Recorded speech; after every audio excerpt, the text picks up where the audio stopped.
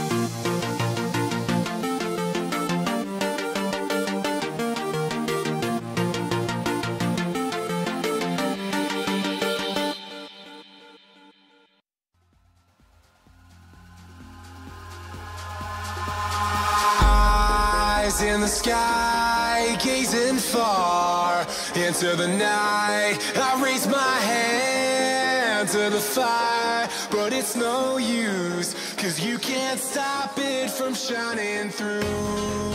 It's true, baby, let the light shine through. If you believe it's true, baby, won't you let...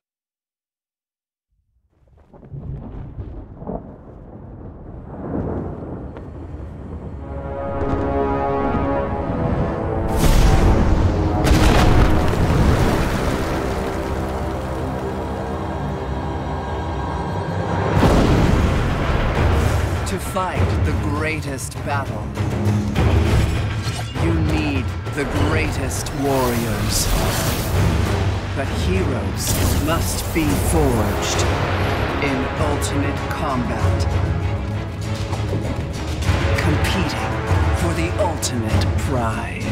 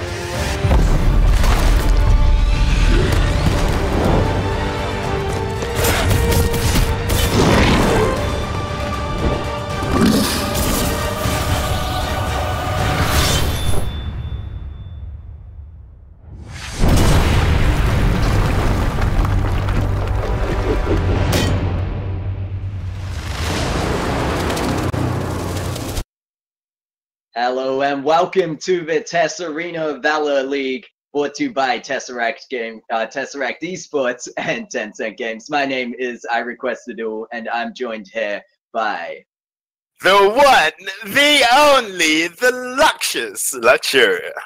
Yes, I got Luxuria at my side to bring to you guys the semi-finals of today. We've got the top 4 teams there, and that being with match 1, we have MeetYourMakers going up against NatusVanguard. And match 2 will be ExDee Gaming going up against Team Unknown. So jumping right into the rosters of those teams, we do have Luxuria, if you'd like to bring us through that.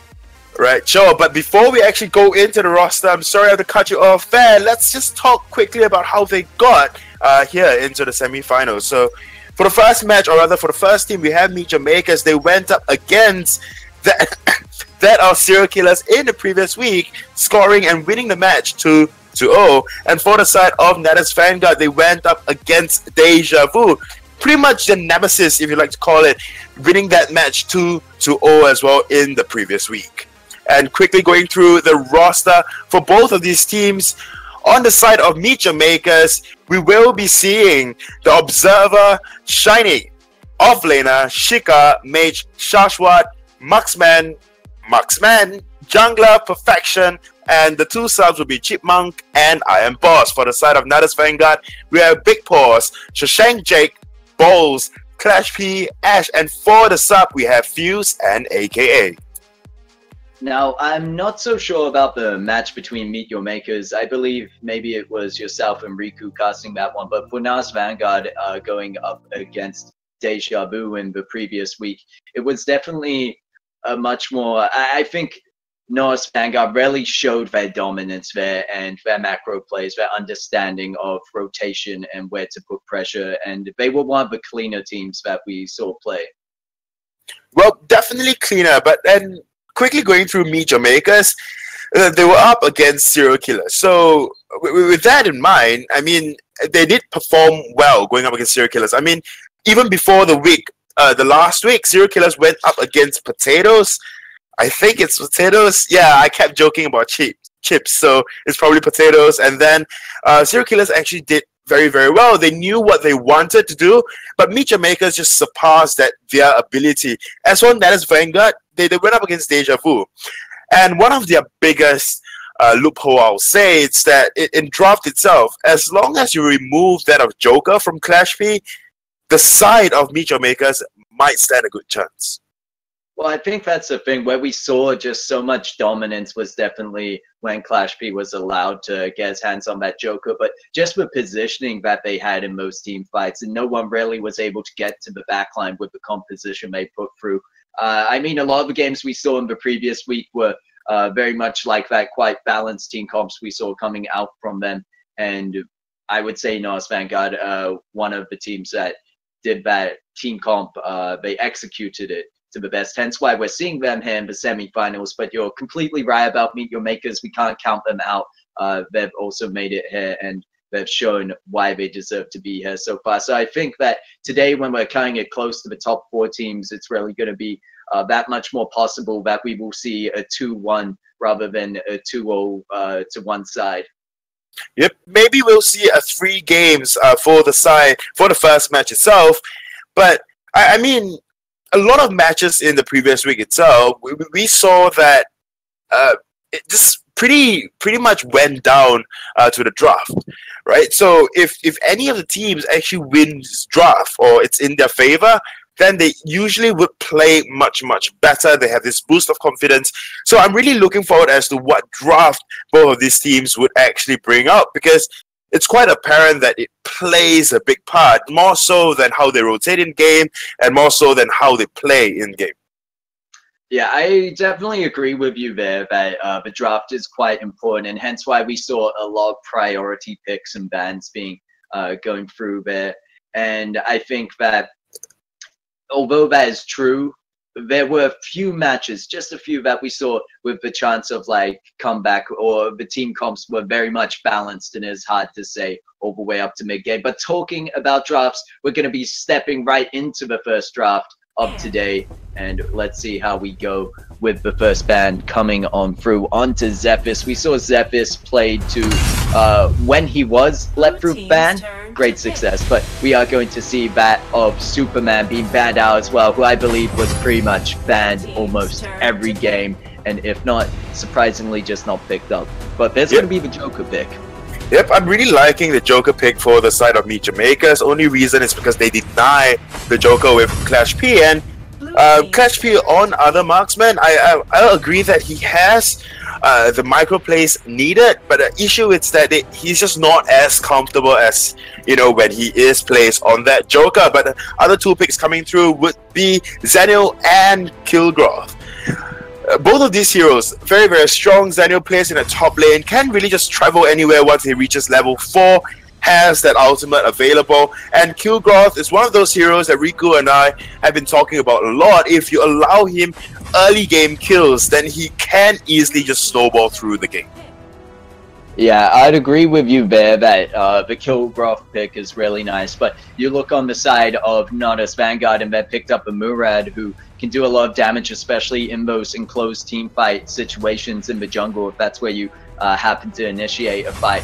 And alongside that, you have Big Paws who picked up a Kresh, and that's really going to help with the engagements there. And they've gone and finished, well, not quite finished their team comp yet, but they picked the Slims, Violet, and they're looking to finish with the possible Malik or Astrid instead. So that's rather... Astrid was someone we saw into the later half of last week, I'd say, and is Malok won the first half, but Malok didn't really have the success that we were hoping for. Would you agree on that? Yeah, but one thing about Astrid, of course, is that she has very high sustain with her passive, especially once her health drops below 80%, she gets this health barrier, and she's, you know, she's a very reliable top laner because she can force a lot of top laners out, like Zenial, right? So, take for example, now Astrid will be going up against Zenial. Issue with that is that if Astrid can put so much pressure onto Zenial, Zenial would not be able to travel at all. So that is one thing that, you know, maybe the side of MeetYourMakers have to think about. But I'm really liking the draft coming through from MeetYourMakers as long as they're really comfortable with, you know, the Joker pickup. As for NatusVanguard, I do not count them out totally. They have the Slims, and Slims usually just have one playstyle. You hit your, you land your stun, and then after that, you just melt, just burst the person down, and it'll be a 4v5 then, and then you just use your number advantage and go up against your enemy team, and try to push for objectives. Yeah, well, that's the thing that I was looking at on the side of NatusVanguard. They've got very good engage on their team, and you brought up the fact of why the Astra was picked for being able to be that top laner that can kind of outplay the enemy in the sense that you've got more sustain there.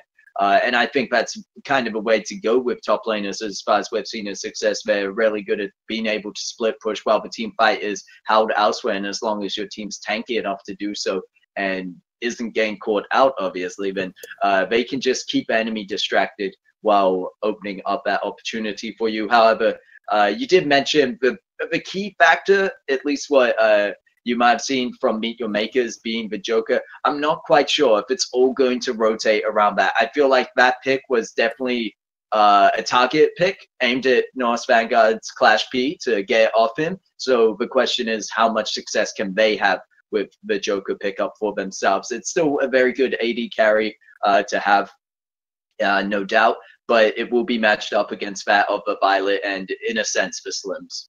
Yep, so we will be heading into the match right now, and we are seeing a very, very aggressive rotation coming through from MeetYourMakers. Yep, it is going to be MeetYourMakers looking to head up to the blue buff, the Sage Golem, from the side of NatusVanguard, and they are going to fight for it. It is a 5-man rotation in. They get the first blood onto Murad, and that's a way to kick off game number 1 in the Tesseract Arena Valor League. We are going to see them safely rotate out, not losing a single member, not taking much damage either, and you've got to remember this, they didn't lose their own buffs at the same time. So right now, MeetYourMakers with the play ahead of NatusVanguard. Yep, and one thing that I forgot to talk about really is Shashwat on that Praetor, right? Very good poke, and on top of that, very good wave clear. As you can tell, Clash P on that Violet is now plays on the Violet. I'm not saying the Violet do not have an excellent wave clear. It's just not as good as Praetor in terms of wave clear, firstly, and on top of that as well, just the general poke coming through, like you see, that's an 800 damage from just one A from this Praetor, and it's just so much damage. And if Clash P is just not careful, he can be easily poked out. Well, this is the thing. In the previous week, we also saw a lot of Praetor. If we're looking at picks here that were popular, you can look at MeetYourMakers' team. Meanwhile, ShineX backing out of that one. Clash P will get a bit of damage onto them, but that is the Thane, and we'll start there. We're talking about meta picks. Thane was seen a lot, just such a great frontliner who can tank up so much damage. We saw a fair bit of Zenio, and I think the real star players were definitely the Praetor and the Kilgroth. Praetor was picked on quite a few teams, and you mentioned just the fact of that burst you can have, especially in the late game team fights, where if you're positioning as well, you get that AoE damage on that, and it just really is great utility for your team. And if we look over to NatusVanguard, who might spot out MeetYourMakers starting this Abyssal Dragon, so we'll hold on to that for just a second. This Abyssal is being taken, but will be contested for by Natus, and they're going to have to back out of this one. At least there's going to be the jump over the wall by Murad, and he gets the steal, and now they're moving on to that of Zenio, but it looks like he should be able to escape from there. And NatusVanguard definitely not out in the early game. They do not want to get snowballed, and Murad making good work of that. Yep, and we saw Zenio actually coming down from the top lane, using the ultimate to try to join the fight, making it so that, they have the numbers advantage. And Zenio actually successfully chased like 2-3 players off. But seeing Murad is there, Murad has his ultimate stacked up ready and could easily just use the temporal turbulence. No, sorry. Wait, let me just remember the skill. But basically the ultimate for Murad, and because of that itself, then the team really have to be really, really wary of Murad when he's around. Murad is a good pick because you can land down really good poke in lane and then yet be able to just get away really, really quickly as well. Yeah, and that's what we saw there. Not in lane, but actually able to steal the objective for his team, where it looked like they drew a fair amount of attention of MeetYourMakers away from that Abyssal Dragon. As you mentioned, that Zenio was trying to chase down a few of them, and then Murad just over the wall able to get the steal for his team. And meanwhile, we do see NatusVanguard pushing their lead even further by taking the first tower of the game, that bot lane tower.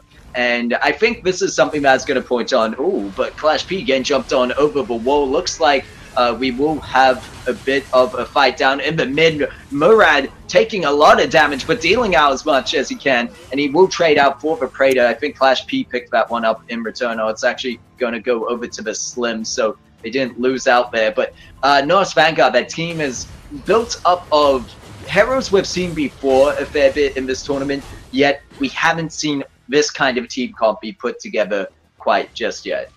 Yep, I mean, not this team comp. At least Murad was caught out there.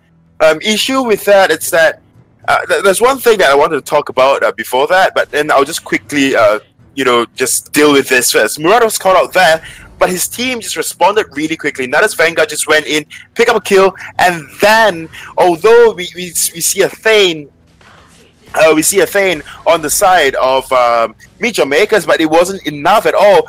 Quite missing a lot of those charges, and that is one thing. There you go once again. But they put himself in a very dangerous position, and this is what I'm talking about. Shiny on this thing really have to reconsider when to use your charge and what have you not.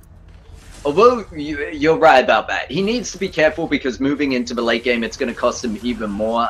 Boss on that kill graph will be able to escape. We're going into a quick pause, but it looks like someone just jumped into the middle of a team fight they do not want to be in. I believe that's the Zenio ended up in that position, so we'll have to see how that plays out once we resume, and we're just about to. But there is the Joker right next to him. Didn't actually catch a glimpse of him, so we'll see what happens, whether he's able to escape. We do have a Praetor coming in, the AoE damage poke coming through. He's going to try trade out, but instead there's going to be the return ultimate coming through by Big Paws on that crash, able to open up a window for his team to pick up those 2 kills. Now Clash P just has to escape back to the safety of that tower, and they are able to do so. But you can still see that there's a few people from NatusVanguard in the enemy jungle playing a bit dangerous. And there's going to be the back from Murad able to get back to base safely. You were talking about ShineX on this Pain, and I think was mentioning that into the late game, it's going to mean even more the fact that if he misuses that charge, and at this point, he's still tanky enough to handle the damage. And in a way, you'll think his tankiness will scale up, but it's more the fact that if he gets mispositioned in that late game, it could just cost his team the team fight and possibly the game. Yeah, a ton of missed Valiant charges the Thane used. But besides that, actually, that we are seeing that Joker is actually playing in the bot lane. There is nothing wrong with that. Usually you place the marksman in the bot lane itself. Chipmunk may be caught out here, but will be able to get away to safety. Issue is that Clash P usually would play the marksman in that or the mid lane. That way you can easily push out, you can get your farm, and you can basically get a lot of the farm, of the set farm, and then you can get ahead of your enemies. Issue is that the Joker now is in a very uncomfortable spot. Very uncomfortable indeed. Almost goes down, but he gets the roll back in, and looks like he'll get out of that fight. And Zenio going to jump in with the defense there to help him out. But look at this, NatusVanguard rotating into the mid lane. Not quite able to get the damage he wanted. Ash on that Murad jumping in, but it did force the side of MeetYourMakers back, and they might be able to put some pressure down. But you can also see Thane rotating from the top lane, but this leaves both the side lanes completely open, no pressure being put down, and we'll just see how they decide to play this one out. But Natus might even back off themselves. Yep. Oh, it's going to be Shine with the charge in, and it opens up for some big damage coming through Praetor, and that's going to be the crash going down, and soon to be that of Astrid if she isn't careful, getting caught up in the slow. And you could also see, meanwhile, the Slims just able to sneak away through the back. And that's going to open up Abyssal Dragon, the second Abyssal Dragon of the game. And although MeetYourMakers started it last time, it was NatusVanguard for the steal. Astrid looking around to see if they could get anything. And they are going to get spotted by the Thane, but back to safety. So that surprisingly turned very much in MeetYourMakers' favor as soon as that Thane rotated down. Yep, and that is the thing that I was talking about earlier on. Valiant Charge is a very, very strong ability because it can change the course of team fights, as we saw, like so. But the issue is that, Shiny X really have to be super consistent with how he's using those Valiant charges. Had that not hit, or had that just went in a very, very wrong position, or if the enemies or the side of NatusVanguard actually dodged that Valiant charge, then they would have placed himself in a very uncomfortable position like that of Joker earlier on, and it would be really, really difficult to actually even salvage the situation, if at all. The side of MeetYourMakers, what they really have to do, right, is just to try to scale in the late game. Granted, Valor will be super strong in the late game, but even then, they will have much more of an opportunity in that late game compared to, say, now, because you need Kilgroth to have those sustain, those damage items, and basically just have the entire team just scale up, especially for that of Praetor, Joker, and Kilgroth. Oh, you can see both teams there rotating down to this bot tower, and it looks like MeetYourMakers going to go all in. They get it. Whether they back out is the question, but they see they have the damage onto Big Paws. They're going to take him out before he even can use the ultimate, and this is going to be a fight for MeetYourMakers from here on out. Clash P trying to dash away. They do get out of there, and that might be all they get. Meanwhile, Praetor on the backline was being attacked by that Astrid, does get to the safety of his team, but Murad going to jump in onto Shiny, and that of the Zennial takes them both down alongside the Astrid and the Slims, and they're going to be able to win that one out. And now it is fairly even. We've got 21.3k on the side of NatusVanguard and 20.9. In terms of objectives, however, it is slightly in favor of NatusVanguard, so it's very important that MeetYourMakers were able to take that bottom turret when they did. Yep, definitely. And now they are moving the attention to actually this mid-tier turret. Astrid, like I mentioned earlier on, Astrid is just so very tanky. He survived, or rather she survives, just so much damage, you know, during that particular chase itself. Damage from Praetor, damage from the Joker, damage from Zennial, and still yet able to pick up a few kills for herself. And that's because of her ultimate, right? It resets whenever she hits, and it's just so very, very strong in this mid-game. What I was talking about earlier on is that, you know, just allow MeetYourMakers to get to scale into that late game and hopefully be able to find a team fight, a good Valiant charge, not this one. Yeah, I'm not too sure about that Valiant charge. Not really enough of a team nearby. Praetor too far back near the turret, but he is going to reposition himself to get some poke damage. Meanwhile, picking up that of Clash P, and they have separated the Murad for a second, but he should be up to get out there. Shiny on that thing, going in fairly deep. He's got to believe in the tank he's built onto himself, and there's going to be the ultimate used from that, the Metamorphosis off of the crash, but no engagement from the side of NatusVanguard, so they're slowly slipping, and I believe you mentioned that. But we do see Astrid in the off lane able to push down that top tower, doing some good work, and we talked about that in the draft would be quite a strong point of the pick for Astrid. Yep, and we saw this before.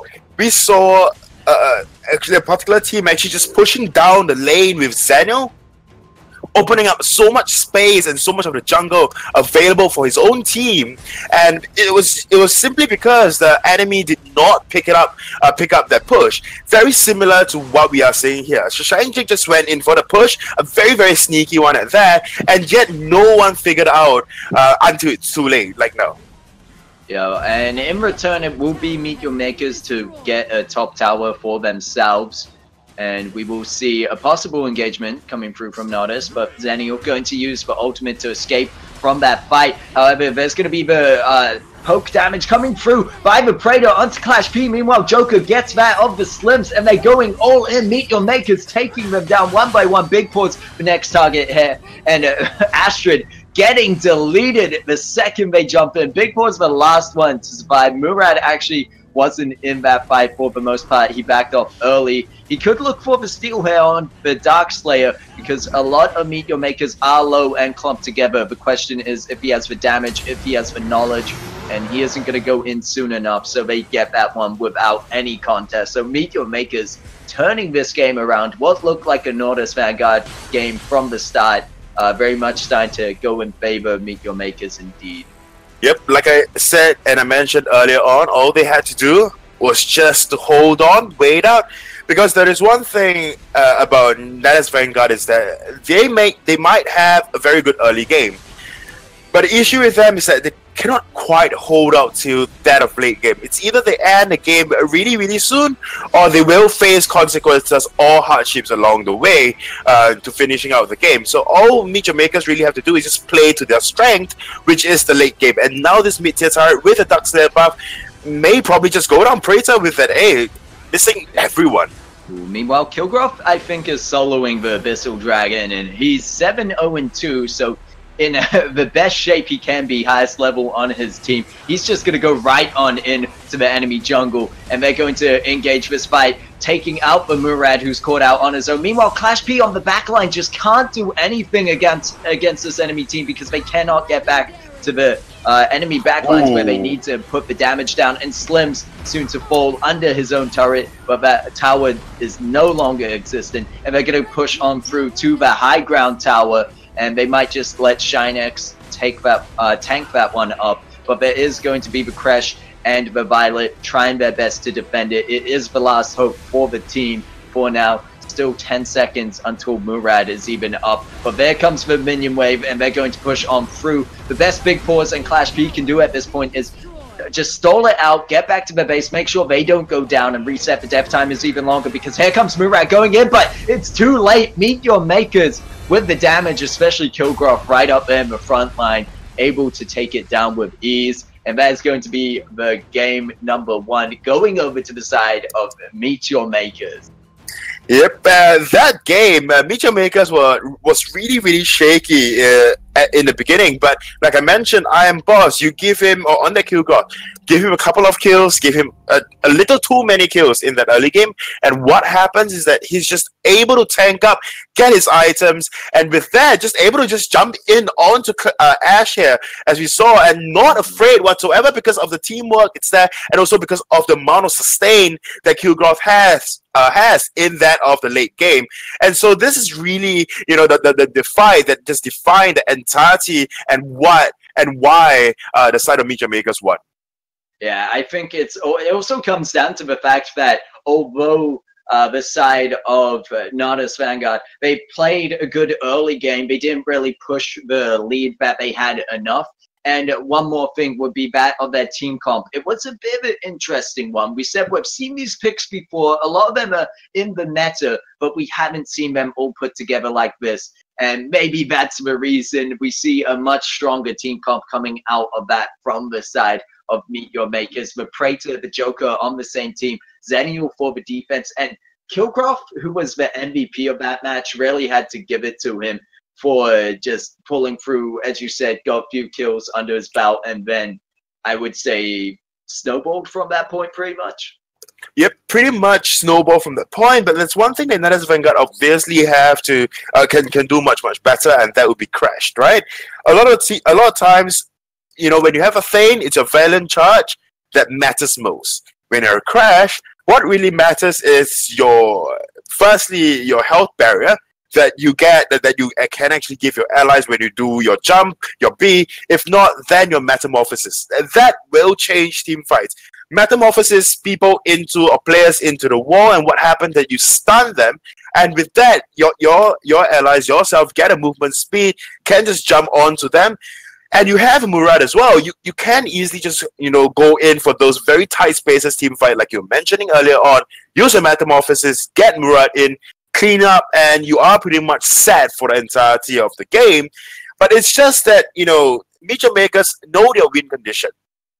They know that all they have to do is find big spaces to fight in, where they can move around, where they can just maneuver around and try to find picks. Kilgroth has got really good dive as well. Went in immediately for Ash and got one of the team, and there's one of the team fights where Kilgroth just went in for Clash P on that Violet. So these are, you know, very noticeable plays that can actually change games around. Yeah, you were talking about for the side of NatusVanguard what could have worked for them being that of the Murad and especially the Crash, with that of the ultimate, the CC as they engage, they had to rely upon. But what I noticed throughout the team fights, it just seemed like a bunch of mispositioning. First of all, in that last team fight we saw there prior to the high ground turret being taken down, we saw that Murad was caught out of position, and then Crash had to go in and use the Metamorphosis anyway. It wasn't well placed enough. It wasn't enough to actually you had to take the moment, and that's what the side of NatusVanguard were missing. They were not positioned ready to take that team fight, and yet the side of MeetYourMakers, who were so far ahead, the Kilgraph could just go in frontline tanking and destroying, and the rest of the team would follow. Meanwhile, that means no damage is going onto your backline carries, such as the Joker or Praetor. And alongside that, you've got the Thane. It's just a whole mix that by the end game, when you get to these team fights, it's so hard to play against because they were just that much further ahead. Yep, but there's one thing as well, it's that although Joker actually initially struggled in their bottom lane, but they just pulled through and they actually played into that late game. One of the moments I see was that when Joker actually used the ultimate canned laughter onto Slims, Slims thought that he was saved by the turret. He could have easily just went back, but instead he actually went back into the turret, hid behind the turret, and Joker just went in with canned laughter, pick up the kill, and it was pretty much a done deal then. And there was really nothing much that the side of NatusVanguard could have done. And don't get me wrong, NatusVanguard had a gold lead. They had a very sufficient gold lead, like 3k, 4k in the mid part of the game. But MeetYourMakers just they were just able to not fight. And this is one important thing that players have to take away. It's not that whenever a fight is forced upon you, you have to go in for the fight. You can just back off, know that you're under farm, know that you're under gold, and then just pick a fight another day. Like, request a duel another day. Yeah, indeed. And that really brings me to the similar point that you mentioned about MeetYourMakers for fights that they chose to take. You saw in the early game, you mentioned Joker wasn't doing so well. However, it kind of got to the point where when they pushed for that bomb tower, they did it as a team. And after that, everything they did for the most part as a team. There's one really big team fight where it looks like maybe they would be under pressure from the side of Natus. And if they had won that, it probably would have swung and continued to go in Natus's favor. But then the Thane came in with just a very good charge that was able to set up that team fight for them. And that was what they rolled off the back of. And I think overall played that game very smart, very careful. And as you said, they just held out long enough to get a footing, a ground of their own and not lose that. Because they could have easily been rolled the other way by NatusVanguard, who had the early game. So that's where it goes there. I must give it to the fact that Murad also stole that early Abyssal Dragon. If that hadn't happened, maybe the early game would have also gone in favor of MeetYourMakers. Most probably true, but we'll never know what happened then or what will happen if that happened. But NatusVanguard, they have been known. They are known to be able to just, snowball in that early game. But then when it comes to the mid and late game, they just get really, really shaky unless they have their very comfortable heroes. That's why I said that, draft plays a big part when it comes to games like this. MeetYourMakers, they obviously had the upper hand. They took away the Joker, one of the priority takeaways that I was mentioning about. And on top of that as well, they have a very good harasser in forms of Kilgraph, and on top of that, Praetor as well. So Praetor can clear lane really quickly. Kilgraph can just stay in a fight forever. And with that, MeetYourMakers pardon me, really had, the game already won, 50% of the game already won. It is just it's just down to how they play. And NatusVanguard, of course, I think one of the biggest weaknesses would be placing your marksman in that mid lane, especially if your marksman is not very versatile in terms of the character or the hero selections. Well, we will have to see how the draft for game number 2 goes as it is ready. So we'll jump right into that. And my prediction here could be that the side of MeetYourMakers might even ban out the Joker. It is a possibility if they really don't want Clash P on that Joker. And there we have it. It's going to be Superman and the Joker bans coming on through. And now something that NatusVanguard, I believe, NatusVanguard let the side of MeetYourMakers do was pick up the Joker as well as taking Praetor. In a lot of the last week matches, we saw Praetor on the enemy team to match that of the Joker as a backliner, at least in terms of damage output. And I think that worked out very well and scaling. But here we are going to see, once again, Flash P doesn't have the option to go for Joker, is going to have a second try at that Violet. But the big point here is they did give the side of NatusVanguard that Zephyr's pick. Ooh, I'm really liking what is happening right now with the Lumber pickup. So it might be a patrol squad with the Zephyrs, the Lumber, and with that, a ton of CC, a ton of damage coming through from the Zephyrs, and that is why we constantly see Zephyrs getting banned out. And with the Malak, if they actually put it through, it's just so very, very strong. As for the side of MeetYourMakers, one more point as well, NatusVanguard do not have a mage whatsoever. But for the side of MeetYourMakers, it's a more well-rounded team comp overall. They have their marksman, they have a very good tank. In fact, they have 3 very good frontliners, very good poke from the backline in terms of that Lindis and Shashwat, once again on that Praetor. So very good, well-rounded comp for the side of MeetYourMakers. NatusVanguard, they have a very good patrol squad. So it's just down to how they play their team comp and whether or not it's to their win conditions. Now, I can see NatusVanguard have gone for a fairly similar team comp to the last game, and I am questioning that. As you mentioned, it could be for the roaming potential they have there, and I think up to that is going to be down to how they play the early game and how much they utilize that if they are able to get the lead. But looking at the side of MeetYourMakers, it's a very similar team comp as well. But in this sense, I would have to really give it to them for the draft. But I think that they came out on top once again. That is at least my bet. They got the Praetor on their side. They got that of I think the Crash as well, or Kilgroth. Yeah, Crashed and Kilgroth, both sea monsters. And so it's just they got the full combo there. I really am looking at MeetYourMakers in terms of draft for, I'd say, late game going into this one. If they play it the same way they were able to, holding on in that early to mid, and then just really starting to make the team rotations, I think that's where their strong point is. Whereas NatusVanguard, it is a bit of a question to me as whether this is a team comp they're trying to make work out, and they just weren't able to pull off last game because they do have a lot of similar picks coming on through. Well, for the side of NatusVanguard, right, one thing's for sure, Slims has got a very decent early game. I'm not saying very, very good, but decent early game. As for the side, as for Violet, you really need to scale into the late game. Thus, I do understand why they put a Violet in that on mid lane. Thus, you get a farm faster, much faster, and you can scale into the late game much faster. However, in that bottom lane in this game, we will be seeing a Lindis and a Crash. Most probably, that team comp will be down the bottom by the Abyssal Dragon lane, and with that, they can actually put down a lot of pressure against whoever that they're bottoming against.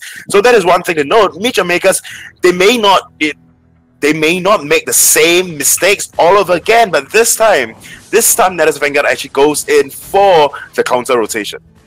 Yep, so they learned from last time that MeetYourMakers probably going to go in for the aggressive play, so they did the counter invade on the opposite side of the map, so both teams actually taking away the might buff from them, and they're going to now just rotate back into their Sage Golems, and that's going to play out fairly safely unless the side of MeetYourMakers check their enemy jungle there, but they are going to instead rotate back. So everything fair and even for the start. I think first game was a bit of a learning game, learning how each team plays for themselves, and there's actually going to be the Lindis in the mid lane. I guess prior to your prediction there, and that of the Praetor alongside the Slims who's jungling for them. Or actually, that's a Crest jungling, my bad. Yep, I don't see why they would actually change up how they actually play it or who actually plays where, because Praetor didn't quite have any issue. Oh, okay. Oh, wow. Okay, so a lot of damage went onto that of, I believe, the Lindis, who was able to dive back to turret. Very close to death, very close to first blood going on through there very early in the game. And I think kind of similar, although we saw it even quicker in the first match, as MeetYourMakers were the ones to invade and pick up a kill for themselves. So far, both teams still keeping it even, but we'll see if anything comes out of this mid lane here.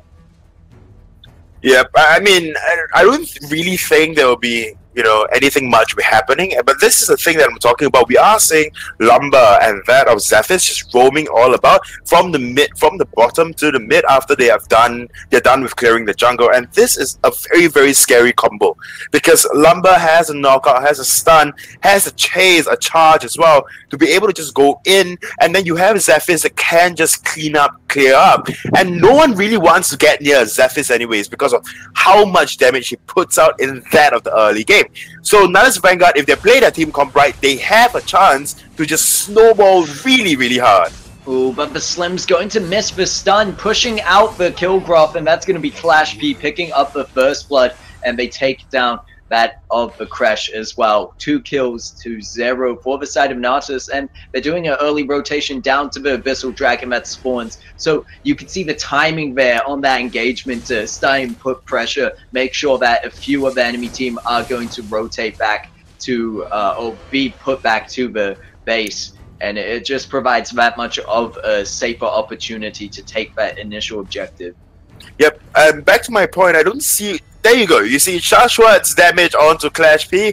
I don't see why they would change up how they are actually putting where the heroes are, because Shashwat, or rather that Praetor, just did very, very well earlier on against that of Clash P on that Violet. And whereas for Lindis do not have the burst, like after the tactical role. So I'm really lost as to why so Praetor we place in the bot lane as priority over in that of the mid lane. But this is the team's decision. Maybe they have another plan in mind. Praetor can't exactly push tower as well. So I'm still trying to figure out as to how as to the reason behind MeetYourMakers putting their Praetor in the bot lane. But one thing's for sure, this is basically deja vu of what happened in the previous game. We see NatusVanguard actually having that early game lead, and basically MeetYourMakers trying to come back from that early game. Yeah, and if I had to take a guess onto anything, it could be the Lindis for the vision of that top rush, and you just have that much more safety in the mid lane by putting the Lindis there. And there's one decision. Other than that, the Praetor, just the damage trade-off against that Clash P we saw previously when they were fighting in the mid lane. And once again, it's going to be the same situation. Meanwhile, it looks like Zenial might be getting caught out there.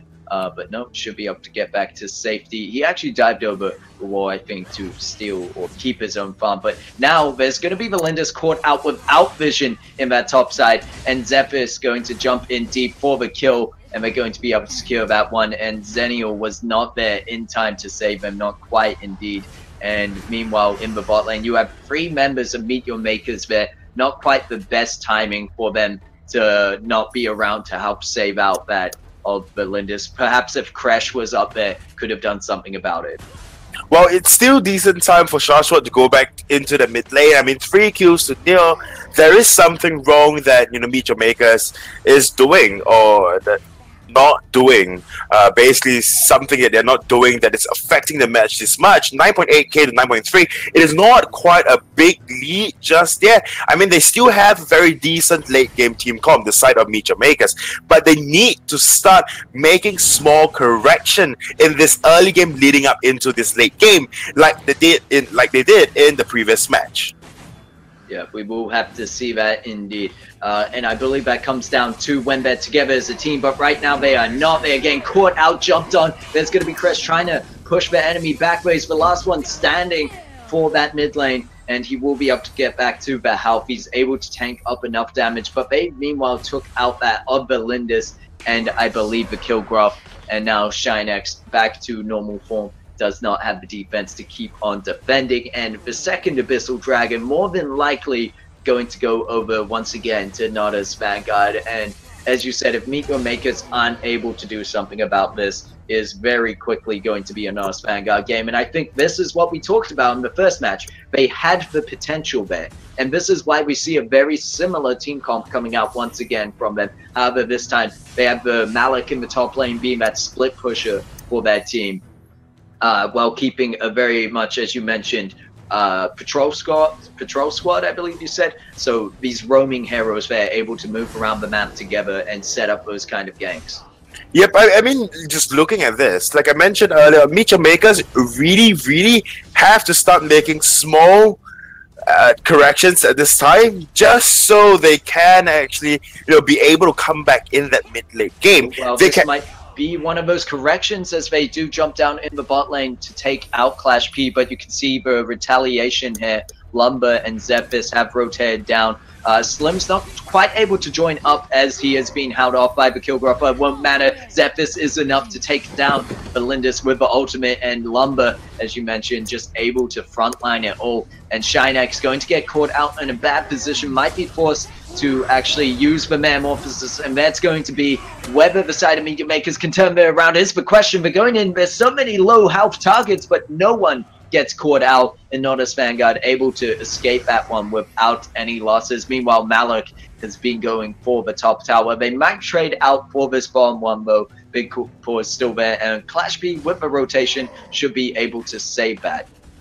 Well, and that is the issue. Killgraph has went up to try to go up against Malik and will be able to pick up a kill for himself with the help of Zenio. And now this top tower will definitely fall. So I'm really liking what MeetYourMakers is doing now, or rather they are starting to find their footing. They are starting to find what clicks, what works for their team comp, and they're making lesser and lesser mistake, which is the first step to correction, right? I mean, always the first step is denial, and then afterwards you learn to accept, and then you basically make correction. So as long as Lindis, we saw many a times, the only reason NatusVanguard can actually win those team fights is because Lindis get jumped on by Zephys. So use your vision well, and Lindis can probably still come up, or the side of MeetYourMakers can still come on top. Zephys now trying to find Lindis. Yep, and we will see that is a bit of rotation down here to the Abyssal Dragon. They have the man advantage for the side of MeetYourMakers, but that soon could change around as Lumber makes the rotation down, and they're just leaving it up to that of the Killgraph to solo Abyssal. He will be up to secure it for the team. And now NatusVanguard have a choice whether they want to go in for the engage. There's going to be the stun over the wall by Slims, but they get the turnaround. There's man more not used, actually used onto Clash P, is able to stun them up. Two fights going on at once. The bot side will get that of the kill onto, I believe, the Zephys, so a big target, followed by the Slim. Zenio joining in on the fight, able to turn this one around possibly, but trade-offs going down everywhere. It will be that of the Zenio to fall in place, and it's going to be Valindis getting caught out on her own. Is there next to the Killgraph, to the Crash, but it's about what it can do. Clash P with the trade out, with the double kill, is going to be able to escape from that to the bot lane, and now Malik is going to get taken out. So just trade off everywhere, and at least it is not a one-sided fight at all. MeetYourMakers holding on to that fight for their dear lives. They were able to get the objective and win out that fight. I'd say that's a win overall for MeetYourMakers, just being able to hold on. Well, that was a long fight, but MeetYourMakers now slowly, and not just softening the gold lead, but actually getting the 2k gold lead, or rather 1.5k gold lead. It's pretty impressive, I must say. Although the mid lane is pushed, but all will be well. The next big team fight will probably still happen against around that of Abyssal Dragon, but Slayer is now up. And we saw how tanky Killgraph is, and we saw how basically mobile that of Clash P on that Violet is as well. And that is the issue really for the side of MeetYourMakers. You cannot quite allow Violet to just poke in from the backside, but now Balls will be taking so much damage from Killgraph. Yeah, and we do see Ash on that Slims might be the first to go down as he gets dived on underneath the turret. Malik going to make the rotation down to try trade something out, but he doesn't really have the damage there. And they're going to allow Zenio to actually rotate up to this top tower, and he will get a decent chunk of damage, but Big Paws with the rotation up could be up to stop that. I don't think so, and it is going to go into the hands of that Zenio, able to do a great job at split pushing for his team. So far has taken it all the way up to the high ground tower, and meanwhile in that bot lane have managed to keep in fact, all across the map, MeetYourMakers, you've got to give it to them. They've held on to their objectives, although NatusVanguard in the early game looked like they were heading That from above steal. There you go. That from above. To do enough. But there's going to be the Zephyrs trying to get the steal. Is going to still go over to MeetYourMakers, and now he's in a bad position, getting chased down. There's no tower to back off to. Needs to get out to the safety of his team. Clash P does not want to get caught up in that, but here's going to be the rest of NatusVanguard on the sideline. Fuse coming in on the backline, but with the ultimate, takes out one member, and is actually going to continue on through to the rest of his team, trying to turn this fight around for Natus, and they might be able to do just that. He's in the middle, but Lumber gets taken down, the tank for them, alongside Malik, who's going down next. Lindis just doing so much work for the team, almost picking up the triple kill there, and they will pick up the tier 2 tower for themselves, stealing away the Mike Golem, and you can just see how much more in control by MeetYourMakers were. Although they lost the Praetor on the backline, it really didn't matter. They were still able to roll on through and get themselves a few objectives. Yep, I like how Malik actually used Shock onto Praetor, tried to pick her up. Issue with that, it's that, you know, you basically reject the existence of the entire team of MeetYourMakers. I mean, granted, if you do not take the Praetor out, then Praetor can just poke in from the backlines, which is something you do not want as well. Issue is that your team do not quite have the sustain like the side of MeetYourMakers, but now Chipmunk. Ooh, it looks like Chipmunk might have gone in too deep, could get caught out. Ash on that Zephyrs might be able to pick up the kill in return, but needs to respect the damage coming out from MeetYourMakers, trying to get back to the safety of his tower, and team is able to do just that. And this is the thing that we find with MeetYourMakers, even if they get caught out, their repositioning and continued positioning is so much better than NatusVanguard. And that was the same to go through for the first game. I talked about MeetYourMakers when they are fighting as a team, and they get to this team fight kind of stage. They did a bit earlier in the previous game. They really start to shine, and we're going to see that now as they are pressuring the top high ground tower as well as the mid lane. And there's going to be the re-engagement coming through from the side of Norse with the ultimate from the Malik, but there's going to be Metamorphosis to push back the enemy team. Ultimate go through, and they pick up the kill onto Slims, but they do trade out. However, MeetYourMakers looking like they should be able to win this fight, could go through for the game, pushing Clash P back to the base. Actually, Vidpors with very little health, catching up the Malik. Meanwhile, they still have 3 members up of their own. They're going to go for the core. And game number 2 going over to MeetYourMakers. That is match 1, 2-0 fashion for them.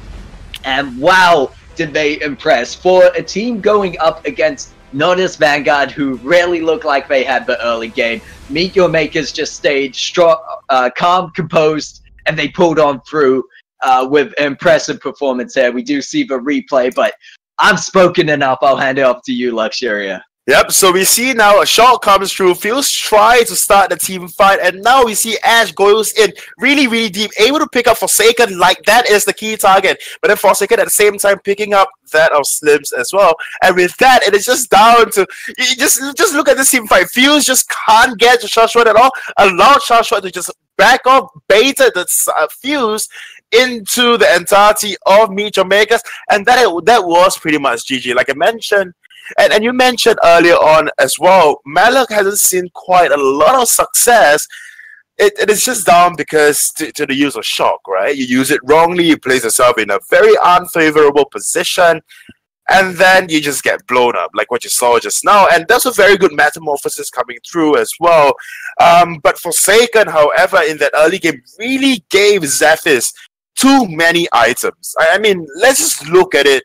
You know, Forsaken on that Lindis, I mean, granted, Lindis not the best mid laner there is, but it is just the, you know, the patrol squad coming out from the side of NatusVanguard that has really shown that how good their team can and will be. But it just allowed, you know, once again, MeetYourMakers to just slowly scale. They do not have enough pressure to go in for the snowball. Wow, yeah, that's what I mean there. The Malik pick, I think, is similar to that of, you mentioned, the shock ability. Ultimate going in with that kind of engagement is similar to when you go in with the Thane using the charge to initiate a team fight. However, the opposite is that Thane is able to tank up such damage. Malik only to a certain extent, and really needs the rest of the team to be there to back him up. You saw a few successful fights go in favor of the side of NatusVanguard, but really when it came down to team play and positioning, and I talked about this, the way that the side of MeetYourMakers were able to roll on through, it didn't really matter that they lost for Praetor in some of the team fights there, because they had so much damage output elsewhere, as well as the tankiness and frontline engagement. You saw when Malik jumped in that last fight, the reaction to that was to hold on to the Crash Ultimate, the Metamorphosis, and use that to then bait them in and then stun them up for your team to lay down the damage and then turn the team fights around. And I think MeetYourMakers just did a great job as soon as they were able to get to that point of the game. It did look a bit more warring in the second game, I'm going to be honest, with the start that NatusVanguard had. I was thinking that it would be game number 2 to the side of NatusVanguard if they kept it up, but they just started slipping. And it's, as you mentioned, MeetYourMakers, they had to make those small adjustments to their team. And I think it was more the fact they had to make the adjustments in terms of positioning. And once they had enough farm that they were allowed to get the man advantage of these team fights, that is where they started to get that comeback happening for themselves. Well, I mean, Malik does have Soul Eater per se, so he can actually dive into the team fight, connect Soul Eater to like four other players, get about 1800 shield health barrier, and with that, he can probably tank up some hits. Issue with that is that Malik is always very late into the fight, right? It's not like Xenil where you can just instantly come onto the fight. Instead, you actually do have to walk through the map, find a good position, go in for the shot, and by the time your shot lands, the enemies would have already figured that you're going to use your ultimate and would have already backed off. So in that particular last team fight, you know, Malik could have done much better, like maybe joining in the fight much earlier on, but I must really give it up to MeetYourMakers. MeetYourMakers, they will be progressing into the finals, right, to go up maybe against ExDee or Unknown. Issue that MeetYourMakers really have to learn how to tune their early game. They are weakest in the early game, but then a lot of teams out there, they are good in the early game. They snowball from minute 1, second 1, and MeetYourMakers really would not be able to find those latch holes or footholds to come back from those. Yeah, well, that's the thing that I think that MeetYourMakers have done well enough to get to this point. I agree with you completely on the fact that it isn't their strong point, but that's the fact that they make up so much for that in their team fights, in the drops they put through, because these drops aren't really focused on the early game. They're very much focused on the late game, and this is where they can then take advantage of such teams that don't have such a strong late game. And instead, it really provides for these well-balanced team fights. It's kind of what we've said before, that kills in the early game don't mean much unless you're able to get objectives out of them. And for the most part, that's why I thought that was going to be a game for the side of NatusVanguard until they weren't able to really take anything away from MeetYourMakers. MeetYourMakers did such a great job of holding on to their objectives. So I feel like that play, although they hand over kills, is just a much more defensive mode. But we'll have to see how they go in that of as they move on and progress on. But our next match for today will be that of ExDee Gaming going up against a team unknown. So that's another match to look forward to. And any final words you'd like to say, Luxuria, about that first matchup coming through? Well, before we go into the break, this is the match that I'm really excited for. So I hope the viewers have their popcorns ready, because we'll see them very soon. And it's going to be the Dark Slayer confirmed by Unity, and they're going to push on through for a fight off the back of that one, catching them as mid lane, or do we send people down to the bot? And that's just what they did. Malik going to have to use the ultimate to get out of their Fane, diving in deep into the front line, but there's going to be the Metamorphosis as a great engage coming through from Unity. They dive on into the front lines, game the Malik down, and you can see that there's nothing the side of Unknowing can do at this point, but they're trying to chase. They might pick up a kill. Zephys is going to, however, be able to trade out. He picks up one. He might even pick up two if he's able to juke himself around, and he's fighting for his life. You know, for activeness during the laning phase, they're not able to find opportunities, but a fight's gonna start. And there's going to be the fight in the mid, right in deep. They're going for the kills. It's going to be Unity on top as always. They pick up that of the Malik, followed through by pretty much the whole team, leaving Ignis, the only one alive. And there's going to be the clean sweep. They won't even lose a member with Lubu on the backline, so very low on HP. They're moving their way onto the enemy core, and they're going to secure themselves the win for match 1. Alright, I love Team Unity. Which actually just came up right now, and they're going to try and prove that at least, but Unity did catch a glimpse of that. They're definitely not unaware. There's going to be the Thane almost getting caught out, but Zenio with the support all coming in through, and they're going to be able to secure the Abyssal Dragon, which they started, now closing in onto that. Unity looks like they should be able to pick up a kill, and they do, maybe even 2, picking out the Lumber as well as that. Exactly, and that bot side take on the first tier tower is really doing wonders for them. They're forced to clear down the wave first before taking control of the Abyssal Dragon area, but at this point you can see Prada just setting up some pokes here and there. Blaze might be in trouble. Thane is doing his best as the tank for his team to just be in the front line and keep them busy. He's going to sacrifice his own life. Meanwhile, the rest of them are able to pick up the dragon, and there's going to be the team fight breaking through as they pick up the Lumber. L'Oreal actually going to be able to do that, and Zephyr's trying to chase on through, not going to catch out anyone, but the Joker might be able to as he goes in under turret, and he picks up that kill with a very stylish points, able to get back away to safety, and they might even get a second one as it looks like Kratos stayed around too long, and following that will be that of the tier 2 tower. So a very at this point in time, you can see a bit of poke coming through from Unity, but it's not exactly the engagement they're looking for as Team Unknown just turn it around on them. They're trying to catch out a pick maybe onto Golem, who's in that front line, but they are playing this one safe, sticking together as a team. There's going to be the full engagement now into trying to get the backline, chasing so far through just to pick up that of, I believe, the Lindis, but they're not able to do that, and they're going to instead turn right back around, picking up the kill onto the Malik and the Lumber, all the meanwhile not even losing a single member of that team. And it just goes back to that previous Abyssal Dragon that I mentioned, and that's the tipping point for the side of Unknown. As you can see, they are unstoppable at this point. Joker going to pick up another kill for himself, and they're diving so far to take the high ground tower up in the top side and jump on right through, looking for a possible fight. But Team Unknown, just like Unity in the previous game we've seen, are rather cautious with their engagements, but it does look like the Zephyrs could get caught out, and they're going very low. This could be the chance for Unity if they can turn it around, but the L'Oreal on the backline, damage alongside the Joker, picking up kill after kill. They're so low, there's a possible chance that Unity could turn this around, but it's only the Praetor and that of the Linda. Get that high ground towers so that they'll be able to get more space for themselves and get Cypranophobia if they can.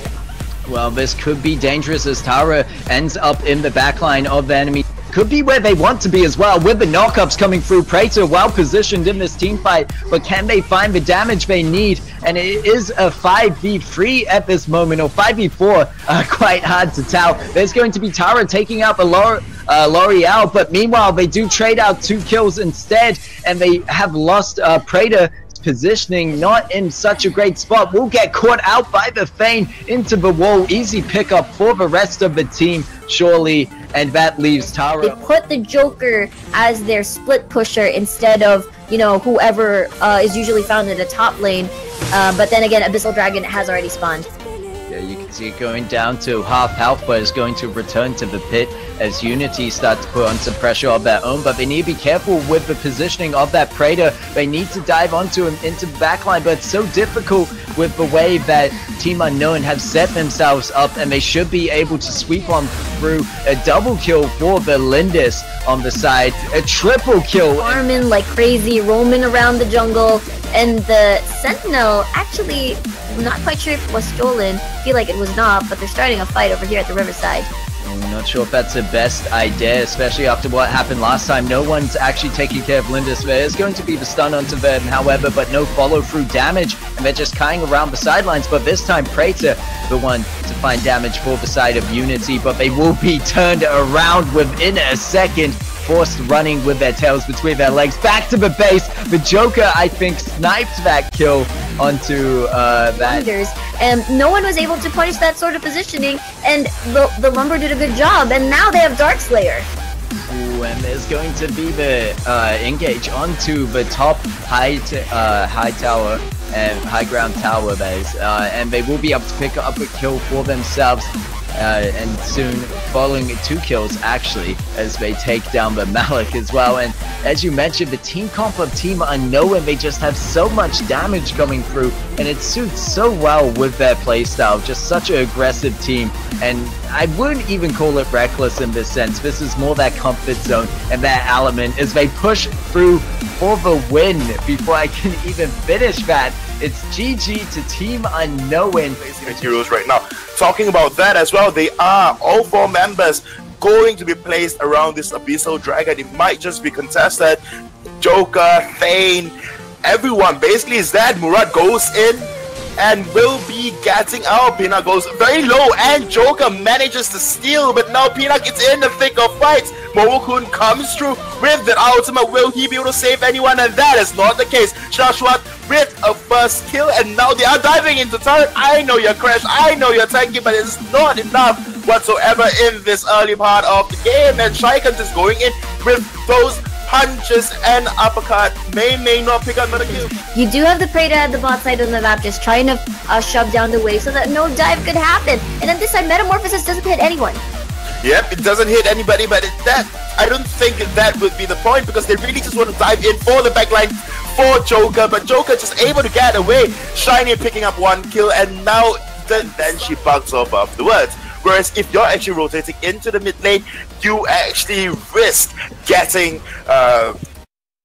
Hello and welcome back to the TES Arena Valor League. My name is iRequestedO, and once again I'm joined by Luxuria.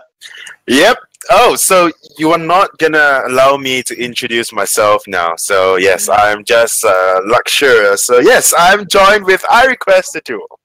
Yep, and with that we do have match 2 of today coming up. Will be ExDee Gaming going up against Team Unknown.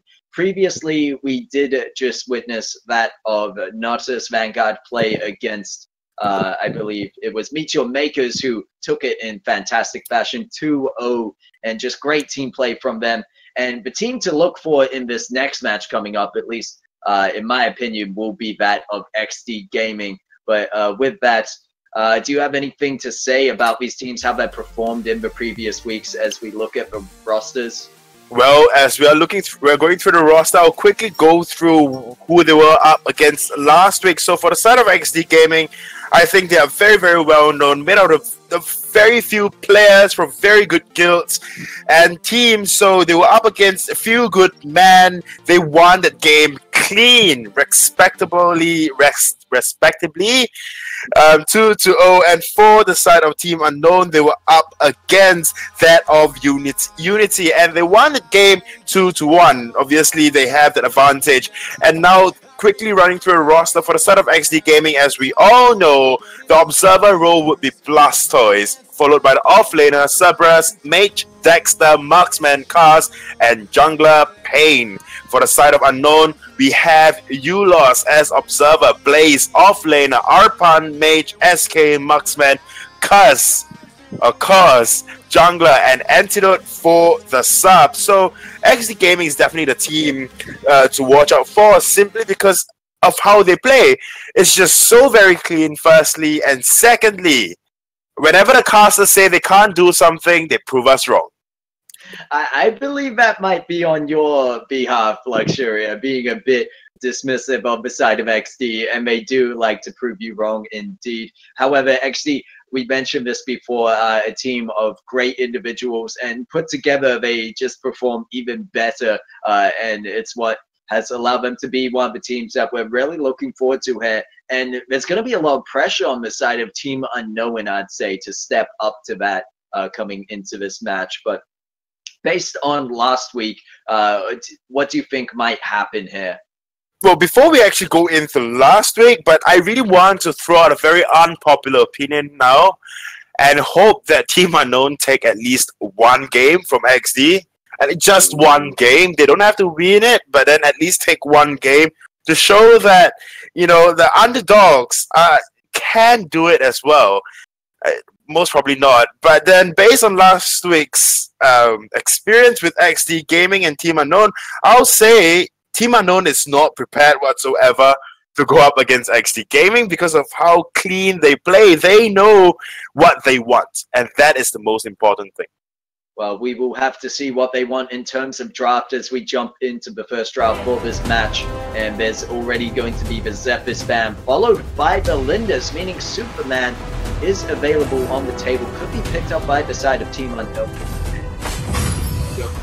for ExDee, and Superman and that of L'Oreal Unknown. Okay, so I'm laughing right now because I can actually hear the producer from the back actually supporting the individual heroes and teams. So that is pretty funny, but I'll just basically say what I heard from our producer. And first off, it's that she said, "Oh my gosh, Superman for Dexter." So I reckon Dexter must play a very good Superman. However, we will be seeing Dexter on Senio, and of course, Kaz picking up that Murad. Well, it's interesting to see here that the side of ExDee did go for the Joker pickup, and how do you feel about that? Superman was let through the ban phase, and yet they prioritized Joker over Superman. Do you think that's a fair call? Well, I'll tell you the truth, right? For the side of ExDee Gaming, they can play the most off-meta heroes, but because they know the limitations, and like I said, they know what they want, either objectives or kills leading into objectives, they can really just play all sorts of heroes. They have such a vast hero pool that it doesn't quite matter at all. As for the side of Unknown, Yawn getting picked up, that is a pick that I'm unsure of. Yeah, there is the Yawn pick. We did see it previously last week. I'm not sure exactly how successful it was, but the rest of the team comp very much the meta, and I'd say that for both teams. However, for the side of ExDee, you do see that Alice pickup. I wouldn't say it's off meta per se, but just we've seen other prioritization in terms of that support role, that mage role. And that has gone to the fact that ExDee, you mentioned, can play these off-meta heroes, and that's what I love about commentating these games for ExDee, that although for this first game we see a lot of meta picks on both sides, it makes sense. You don't want to go and pick everything off meta, because then, well, there's a reason it's not in the meta. It's probably not going to work no matter how good you are. To some extent. So ExDee playing this one safe. They had picked up a lot of strong picks for themselves, such as the Joker Murad, I believe, and that we saw the Thane coming on through. But meanwhile, you see the side of Team Unknown, who had the Superman pick alongside of that, the L'Oreal, that I think is a great pick to have there, both of them, in terms of if we're talking meta. But what's your say on the two team comps coming out? Because for me, it's very much balanced. Yeah, for me, it is very balanced as well. But we saw a Yawn getting picked up in the previous week, and it did not go well whatsoever. It may be a comfort pick, but for now, Yawn really is pretty redundant in terms of his kit, right? There is really nothing that he does better as compared to another marksman, except for standing still and shooting, which a lot of marksmen can actually do. Well, I think he has a bit of range. He has that global presence if he's able to hit that. But if you weren't going to put Yawn on the side of Team Unknown, who would have you put into that team comp? Because it was definitely one of the last picks they had there. They had some few options available to them. Well, I mean, Violet would be, you know, a good rival up against Joker, only because of you clear much faster. After your roll, you actually get a piercing basic attack, so that would work as well, especially if you're going up against a very clustered team comp where they're looking for fights in very tight corners, and then you can use Violet obviously to your advantage. So Violet may be a good pick then. But for Yawn, okay, yeah, granted, right? He has an ultimate that can shoot through the entire map. That is obviously, but then it's really difficult to hit. And even if you do, it doesn't deal a whole lot of damage. It is not like, say, you know, certain global ultimates that actually has a burst, but instead it is just more of like a deterrence per se. Yeah. Well, with that, we will have to see how the Yawn plays out. We're jumping right into the first game between XD and Team Unknown. And just one more look over at the team comps. Although we see XD with an aggressive play into Team Unknown's Sage Golem, they should be able to steal that away. And it looks like they are able to do so, I believe. It ends up on Dexter playing that Xennial, and they're going to back on out, but before they do, trying to steal away a bit more jungle. And Murad was able to solo over, meanwhile, their Might Golem, so they really didn't lose anything out from that. Yep, they definitely did not lose, haven't lost anything just yet. But this is what I'm talking about. Even through the early game, you can tell they actually did not invest all 5 players down into the invade, but instead they just utilized 4, successfully went through the invade, knew what they want, they tried to go for the spider, did not quite work out, but then they managed to actually just back off, get what they want, move on with their lives, and then further on put pressure down in whatever lane that you want to put pressure down in. So this is one thing about XD Gaming, and I'm really excited to see how they will be playing out though. Of course, granted, in this particular game we have Blastoise on his key hero like that of the Alice, so we will be expecting a lot of big plays coming through. But talking about plays, yeah, there's going to be a bit poked down in this bot lane, which is the aim of the game for XD. Looking at that team comp, very poke oriented. Murad trying to jump in, dealing a bit of damage, but they're able to heal that one up. No first blood just yet. And this was a question I had about XD's team comp. Looking at now, although all the picks are very much per meta per se, there isn't really a front line for that team. Aside from that of the Alice, who is going to be a bit of a harass mage, just using the barrier to kind of go in there and rely on the rest of the team to just land the poke from the safety. So I think where Team Unknown will be able to maybe pull something off would be if they're able to find an engagement where they're able to get onto the back line, or just where Alice is not in the team fight, because I feel like Blastoise is going to play a big part in whether this is a make or break team comp. well, definitely. I mean, with the silence, with the stun, Blastoise can actually bring a lot of utility into the team fights, as with Superman as well. But we are actually forgetting the existence of Xennial. Superman actually tried going in with a charge, not quite hitting. So Xennial can actually come down from above and try to save the enemy. So a very reliable frontliner, although he will take quite some time before he actually lands. And now we see XD Gaming with a very peculiar play. Yep, XD hiding in this jungle brush up on the top side of the map. They will catch that of Superman out. Not able to deal enough damage though, and it looks like they will be able to just take the farm and back away from that one. And you did mention that Xennial pick. I agree that is a great pick to put in the top lane. Not only is good at split pushing up there, is then able to rotate globally anywhere with the defensive capabilities, and I think that is definitely why XD have gone on more of the damage side of things rather than the defense. And we'll have to see how it plays out. So far they've gone for the aggression onto Abyssal Dragon. They're going to try and take this one for themselves, and they collect. There's going to be the engage coming through from Team Unknown. However, Superman going low doesn't really have anything to fight with, is taken down for the first blood, and there's going to be Team Unknown trying to get a return kill. They catch out the Joker. Dexter going to be the next one to fall, as well as Blastoise getting taken down on that backline, and Team Unknown actually able to win out in terms of kills, only losing one for that of 2 kills. I believe actually 3 kills in that favor. Yep, so 3 kills went over to the side of Unknown, so not exactly the very, very clean game. I feel like every single time I watch XD Gaming, I have to say that the game is not clean.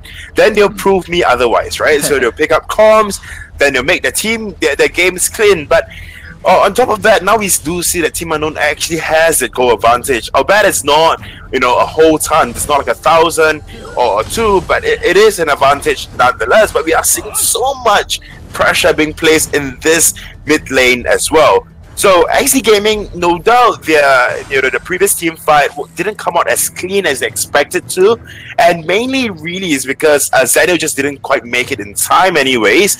So with that in mind, maybe the next time they want to engage in a full-on team fight, they might want Zenio to come down much earlier on, because Superman was down below. So that is one thing that the side of ExDee Gaming have to reconsider coming into the next team fight. Well, that's the thing. Superman was the one to engage it, however, and deal with a bit of damage, but he took so much in return, was the first blood of the game. It just came down to the rest of the positioning from ExDee. Blastoise got caught out on the backline, and it didn't really bode too well for them. But they're going to dive in onto this bottom lane tower, and they take down Cox, and they're going to take the tower as well. There's going to be Metamorphosis used from that of Loser on the side of Team Unknown, who's on that crash, but it's really not used to the best of its ability. That tower was more than likely to go down, and now there's no steal potential for that of the Abyssal Dragon, and no team fight engagement there, which is what we talked about really heavily. The side, or any team that picks up a crash, has to play around. However, in this case, they do have the Thane as well, but Thane has been roaming the map and helping elsewhere. Ooh. Gonna take the top tower, but he goes low in return. It looks like Superman probably just gonna back out this one, let the Yorn get taken down. He should be able to find the safety of his tower. So it's a tower for Yorn, fair trade, I'd say. And the fact that they're being able to trade out their bot for the enemy top, it's definitely something to say that Team Unknown aren't getting rolled on just yet. But we will have to see in the mid lane as the L'Oreal is going to go very low, gets taken down, and that mid lane tower also looking very low. Now look at this rotation, the squad of the Alice, Joker, and Praetor just going through into the enemy jungle, and if Thane tries to do anything about that, it's probably going to get punished. Yep, Yorn tries to steal or tries to aid Thane with that global ultimate, not quite hitting anyone. But now 15.2 thousand to 14.4. The side of ExDee Gaming definitely look like themselves again, and they are definitely trying to vie in for a cleaner game per se. A lot of pressure in this mid lane, as well as the jungle. So we are seeing, you see rotations coming through from the bottom lane, from the top lane as well, into this mid lane, trying to just put down pressure. And this is the thing, the beautiful thing about ExDee Gaming, right? They know what they want, and they will be very persistent in order to get whatever that they want. However, we did see a bit of a rotation there for a second. Superman and Vaz Crash trying to be up the top side of the mid, but have to instead return to the top lane to respond to the push coming through from Zenio.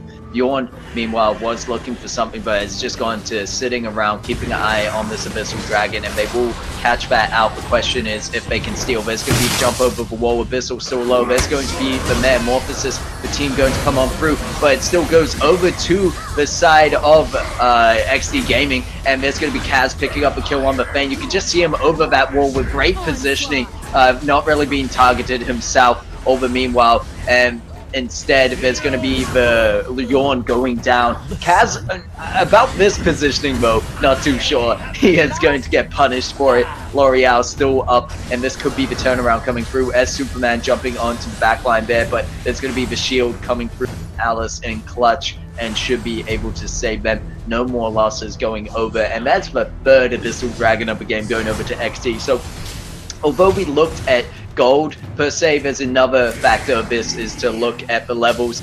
They managed to get that Murad actually up to level 12, and he's definitely going to be able to start dealing some damage in these close and clumped up team fights. Yep, and one thing's for sure as well, you know, half the time it's really difficult to steal, like say, the Abyssal Dragon away from Joker, because of Joker's ultimate, Canned Laughter, where he plays like a laughing gas on the target hero or the target, and then he'll bounce back pretty much like a shank and run kind of scenario, and it deals plenty of damage. And so it's really difficult, even if the side of ExDee Gaming do not have any form of smite.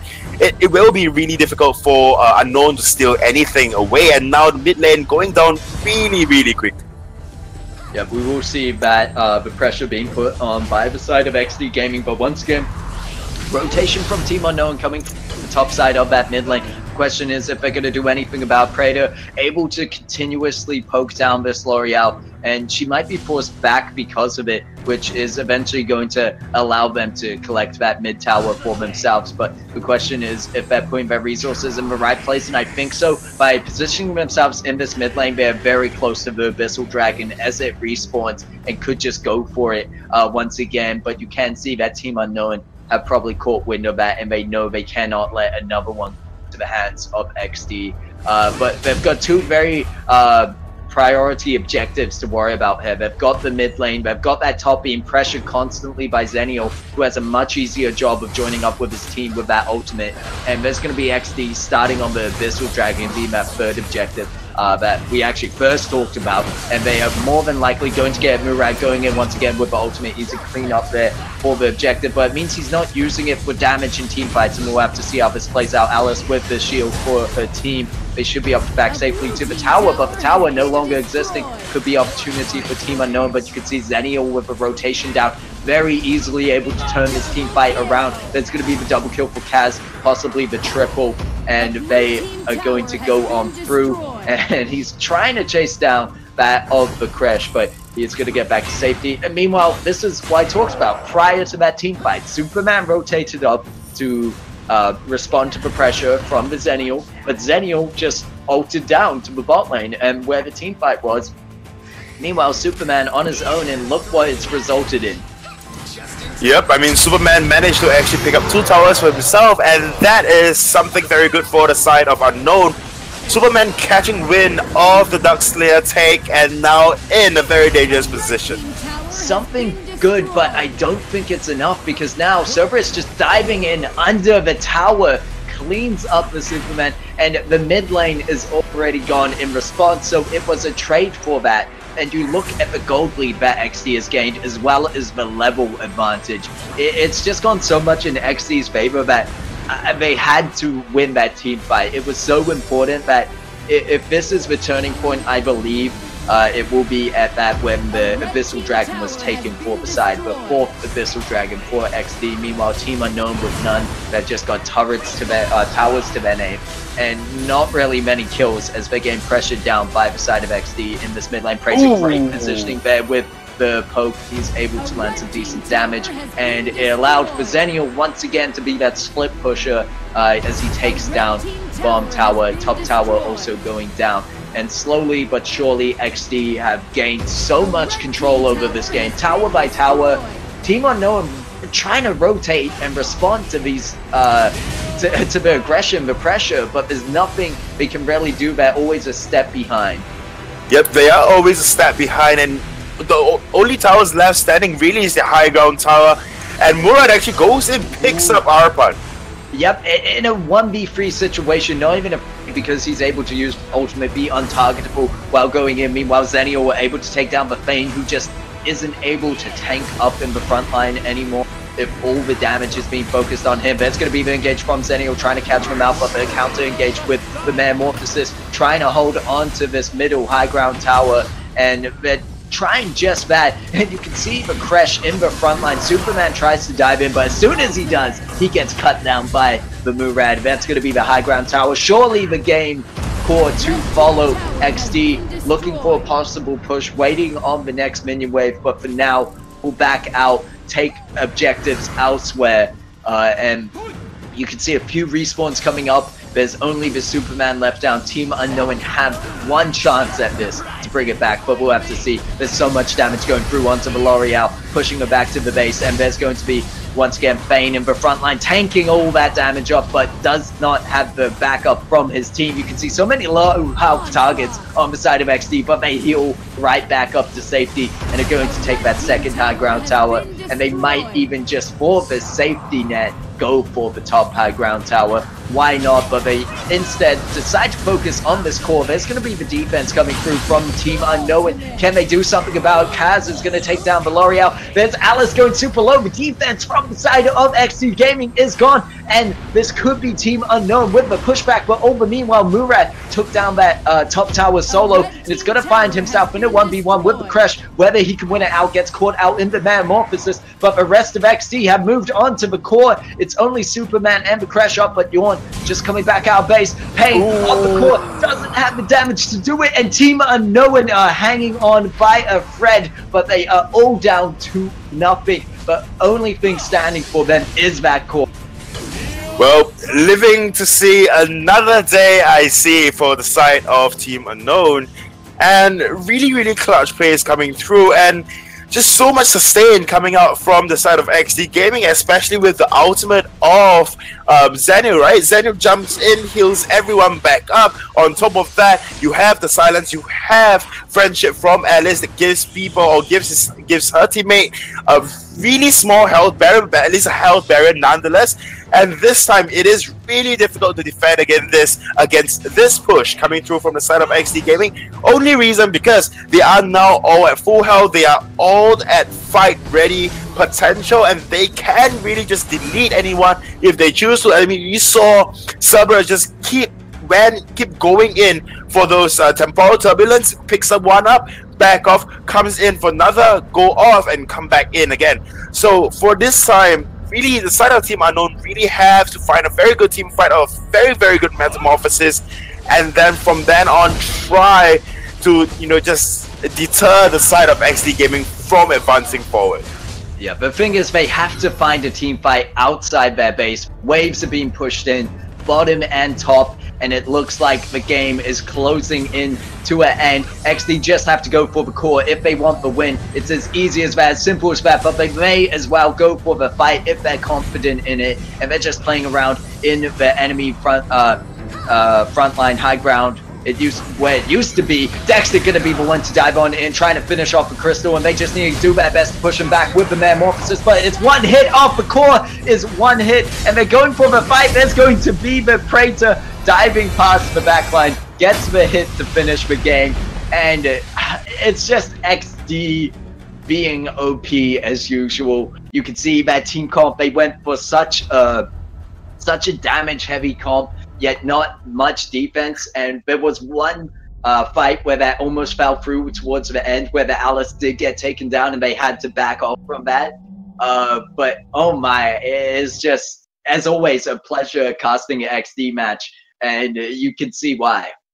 Yep, but in that last team fight, the side of Unknown really had a chance, right? Very good Metamorphosis use. Yawn able to pick up one kill for himself, and had Praetor had the core. If the core was at full health, maybe the side of Team Unknown could have came out on top for that. Alice was getting really low, and then the entire team of ExDee Gaming was really shaky by then. So the side of Unknown could have actually came out on top in the team fight, deter them, live to see another day, and hopefully able to get the Dark Slayer, get the buff, and try to, a step at a time, win the game. Obviously, it is a lot to ask for Team Unknown. I mean, especially of how well the side of ExDee Gaming is playing, but even then, nonetheless, it could have been done. No, I totally agree with you. I saw that happening, and I was wondering, ExDee decided to go for the fight. They were more than confident, but actually a bit too confident in underestimating that of the side of Team Unknown. And it was just the fact that the core was already so low that they didn't need to fight. They could just dive right in, and as long as everyone attacked the core, they were easily going to get it. But that's the fact. They went for the fight, and they almost lost it, but no one was able to push back the Praetor. I think once they used that of the Metamorphosis as well as Fane, probably charging the enemy back, and you mentioned they were able to pick up a kill or two. It was just not enough CC left remaining to stop the Praetor, who was able to get through the enemy lines to get that single hit off that was enough to close out the game. But it was looking very dire and would be very much impressive for Team Unknown to make a comeback from that against a team like ExDee Gaming would have definitely blown me away in terms of expectations. Well, I mean, definitely, but ExDee Gaming in that game, right? Let's all be honest. We've seen how ExDee play.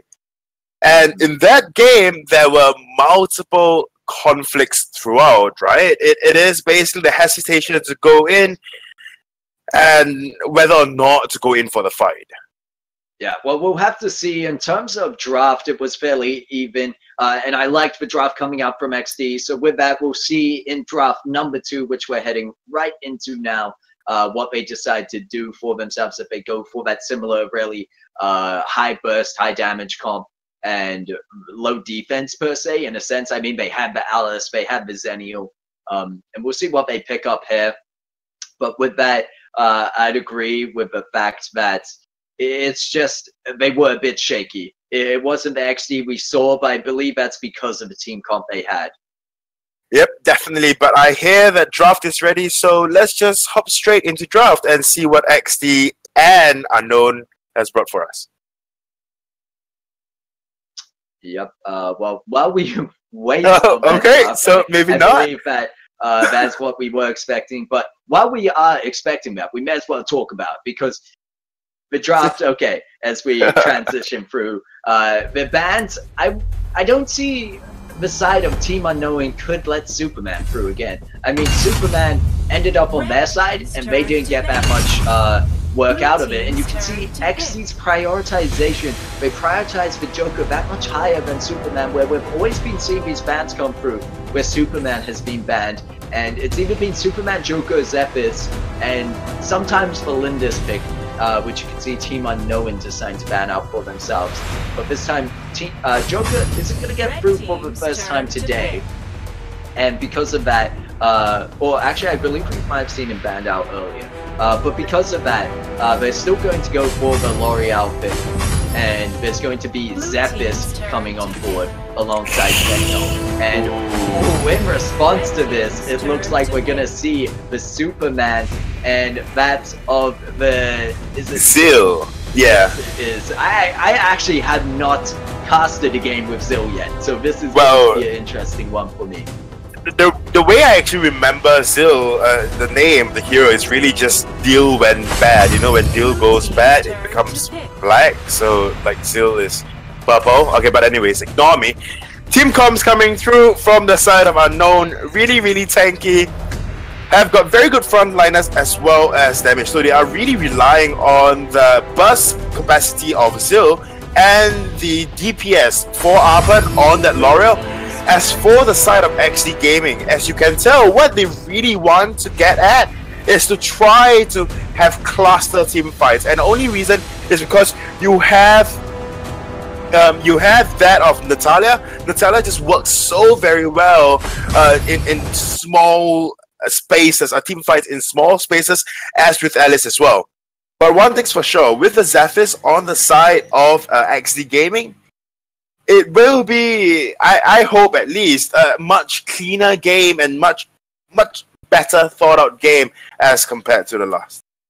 Well, we also have that yawn that you questioned a bit, and we, at least in the hands of Team Unknown, weren't able to see much use of it or much purpose in picking it up. But ExDee could show us otherwise, alongside that Natalia pick you mentioned, could be another pick that we haven't seen too much of, but could definitely surprise us coming in here. Alice on the Blastoise on the Alice, I should say.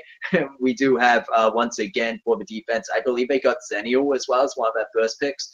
So the side of Team Unknown, they're going with a fairly similar, I would say, in terms of balance team comp. They've got your marksman as well as your mages for the backline, and then you've got your supports just being that of the Alice and the Zennial, and it worked out so well for them in the first match. I don't see why it will work out any different. The question could be of Team Unknown's picks. They were allowed to pick up that of the Zil and the I believe first pick was being the L'Oreal once again. So we'll see how that works out for them.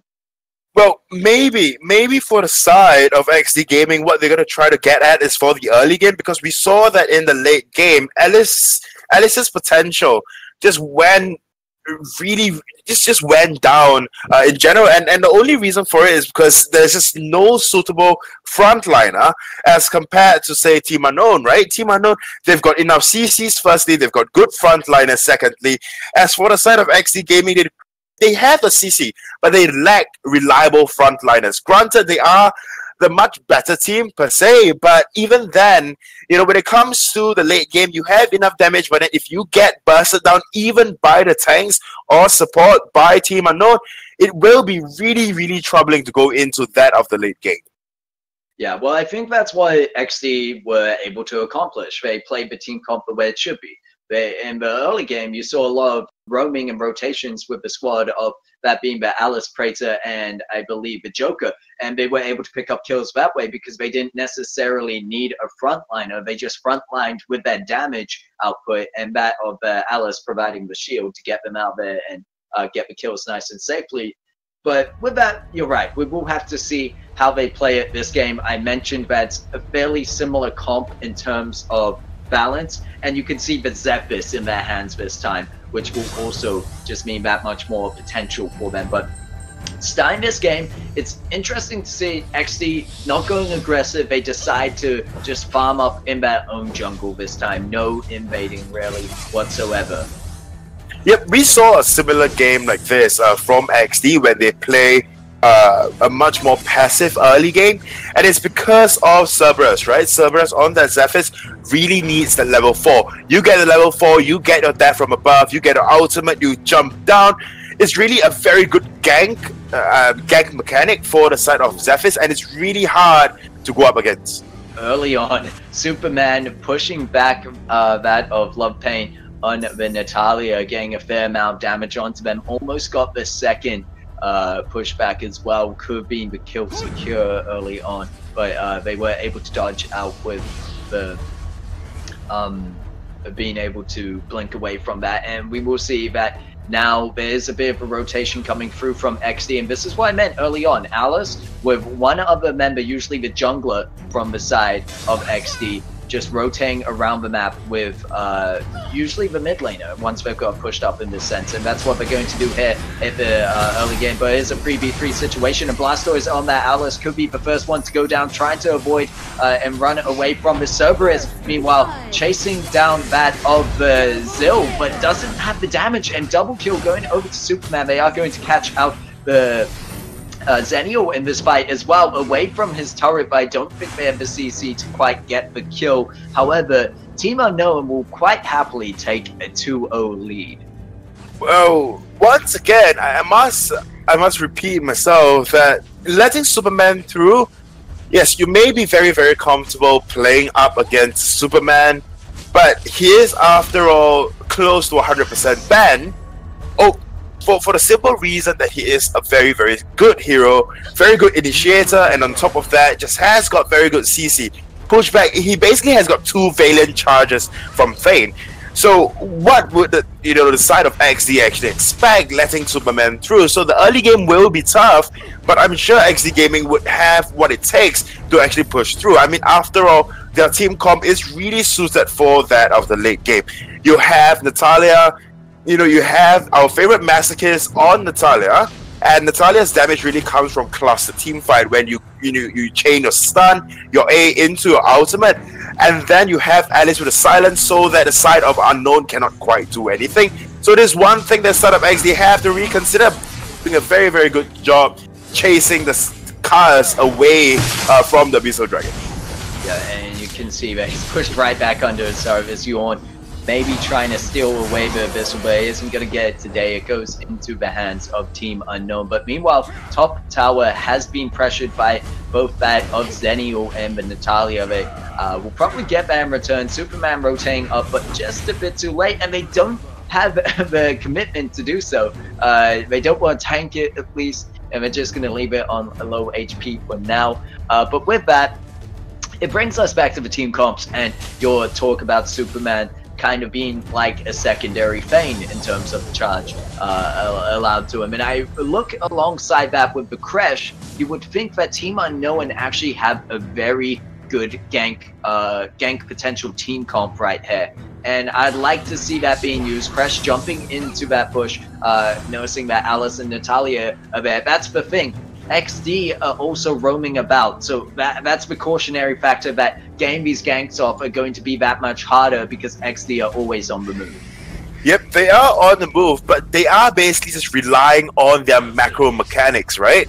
So they are moving, so they have the number advantage like that in the top lane. They are now going back to the top lane to try to force a gang, and Blaze goes down.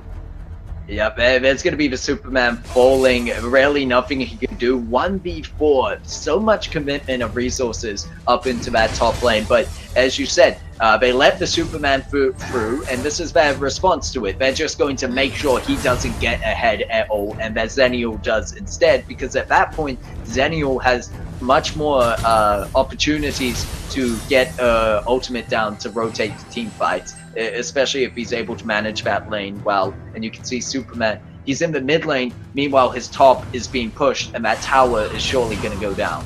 Well, for sure, Superman actually, Zaniel actually brings much more sustain, and team, I'll just hold my point. Hold on to that point, as there's going to be the engagement there, Morpheus onto Cars, but not sure if that's the right target. Superman getting into the backline there. That's actually going to be the Zenial jumping on through, trying to save his team, and Yorn is going to get a kill in return. Natalia going very low alongside that, but Alice, everyone on ExDee is so low, hugging that turret right now, but L'Oreal is caught out as the last one left from the side of Team Unknown. Will probably go down to the Zenial, and look at that rotation coming through from Cerberus to catch out the Zil. Great play there. And that's what I mean, the potential, the global potential that Dexter has on that of the Zenial. We've seen it before, we see it again. They're really able to help out in these team fights that happen so much around the Abyssal Dragon. And I think that's the big factor here. Superman was actually rotating to that mid lane because his team was probably pinging him or telling him, we need to get this Abyssal Dragon, because now it's fallen into the hands of ExDee. They're taking the gold lead, and they're practically gone back up with levels, if not ahead by now. Yep, but one thing's for sure, right? So, like I mentioned earlier on, the son of ExDee Gaming, I may just have to hold my point again. Yeah, we'll have to see as Alice getting dived on by the Zil, but Zil gets shut down by Yorn, and now it's going to be the turnaround for the side of ExDee, as Bane going to be the next one to fall. Crash just going to have to hide under that tower. Superman trying to get something here. He pushes the Natalia back into his teammates there, where they're able to lay down a fair bit of damage, but not able to secure the Blaze on Superman, just going in so deep. However, he doesn't have the cooldowns, and he won't be able to catch up. Alice just living on the edge. And this is the fact ExDee likes to play in that kind of playstyle, where they have quite a risky playstyle. If Alice were to go down, the rest of the team doesn't have so much defense available to them. But you can see Zenial has himself so far ahead that he has the damage and sustain, damage the front line for his team, as well as some sustain for his team in that sense. And they could even rotate for an early Dark Slayer. It looks like they might just do that. At 18.2k over 13.7, they've already got a lead. This would be the perfect objective to just push them over the edge. Superman and Crash didn't even take a notice of that, and instead are going to get punished as they are caught out in the top lane. Oh dear, oh dear. Crash probably tanky enough to survive that one though. Whether they'll just dive in and take the tower is a possibility, and he's not. He is in the Metamorphosis form, but not able to survive all the damage coming on through from ExDee as they just move on through as a single unit. And this feels a lot more like the ExDee we're used to seeing. Well, yep, so I'll just quickly talk before the next fight breaks out, and this is the ExDee, like you mentioned, is, you know, something that we're used to seeing, right? So very coordinated, moves as a team, and knows what they want. They do not overextend, they do not... You may actually continue on this. Yeah, we'll have to see here. I think that Dexter and Cerberus should be safe. I mean, it's with Zenial and that of the Zephyrs who can escape, but meanwhile, speaking of escape, there is none found for that of Thane. It gets caught out between the Natalia, Alice, and just death practically. There's nothing he can do about that. They've already pushed all the way down the mid. Now it's interesting to see ExDee really haven't put any pressure down on the bot lane. It's just been this way that's worked out, but a lot of the fights have been going in the top pair where the focus has been, making sure they don't lose that in return, because Superman, if left alone, would be up to pressure that. And they're going onto the high ground now. And although they've only got 4 people here, Yorn is all the meanwhile. ExDee, you talked about not overextending. I think they're confident enough at this point that if Fane jumps into the front line like he does, no one's going to back him up, and they have the damage enough to take him down. But look at this, it does look like Yorn is in a bit of a fight with Superman, while the side, the rest of the ExDee are going to push on through. Yorn winning that one out. He's going to be able to clean up on that initial turret, but it might not even be needed. It seems like ExDee cannot be stopped right now. They're going for the core, but we'll have to see as the respawns on Fane coming up in 3 seconds. They'll start on the core. There's going to be the Mammoths push them off. Alice low on the backline, but there's going to be the engagement press jumping in, gets me a shutdown onto Zenial, and now they're going to push back 4 more. Alice surely going to go down in this team fight if they get caught out, but they have the speed boost there, also saving Natalia. And with that, they get a bit of damage, and they also get the bot lane. As I was talking about, it was the one thing ExDee hadn't focused on. So I was thinking ExDee not looking to end the game. They didn't really, they were like, okay, we'll take what we can, but they were given so much. Wow, that was a pretty extended team fight. A lot of risky plays coming through from ExDee Gaming. I say risky, not greedy, for a very good reason. I think that was just a pure gamble on the side of ExDee. You know, they just try to go in, see if they can end it even without minions, see if they are tanky enough. It didn't come through. They just wanted to fully utilize the Dark Slayer buff, and they just immediately backed off afterwards. So this is what ExDee does half the time.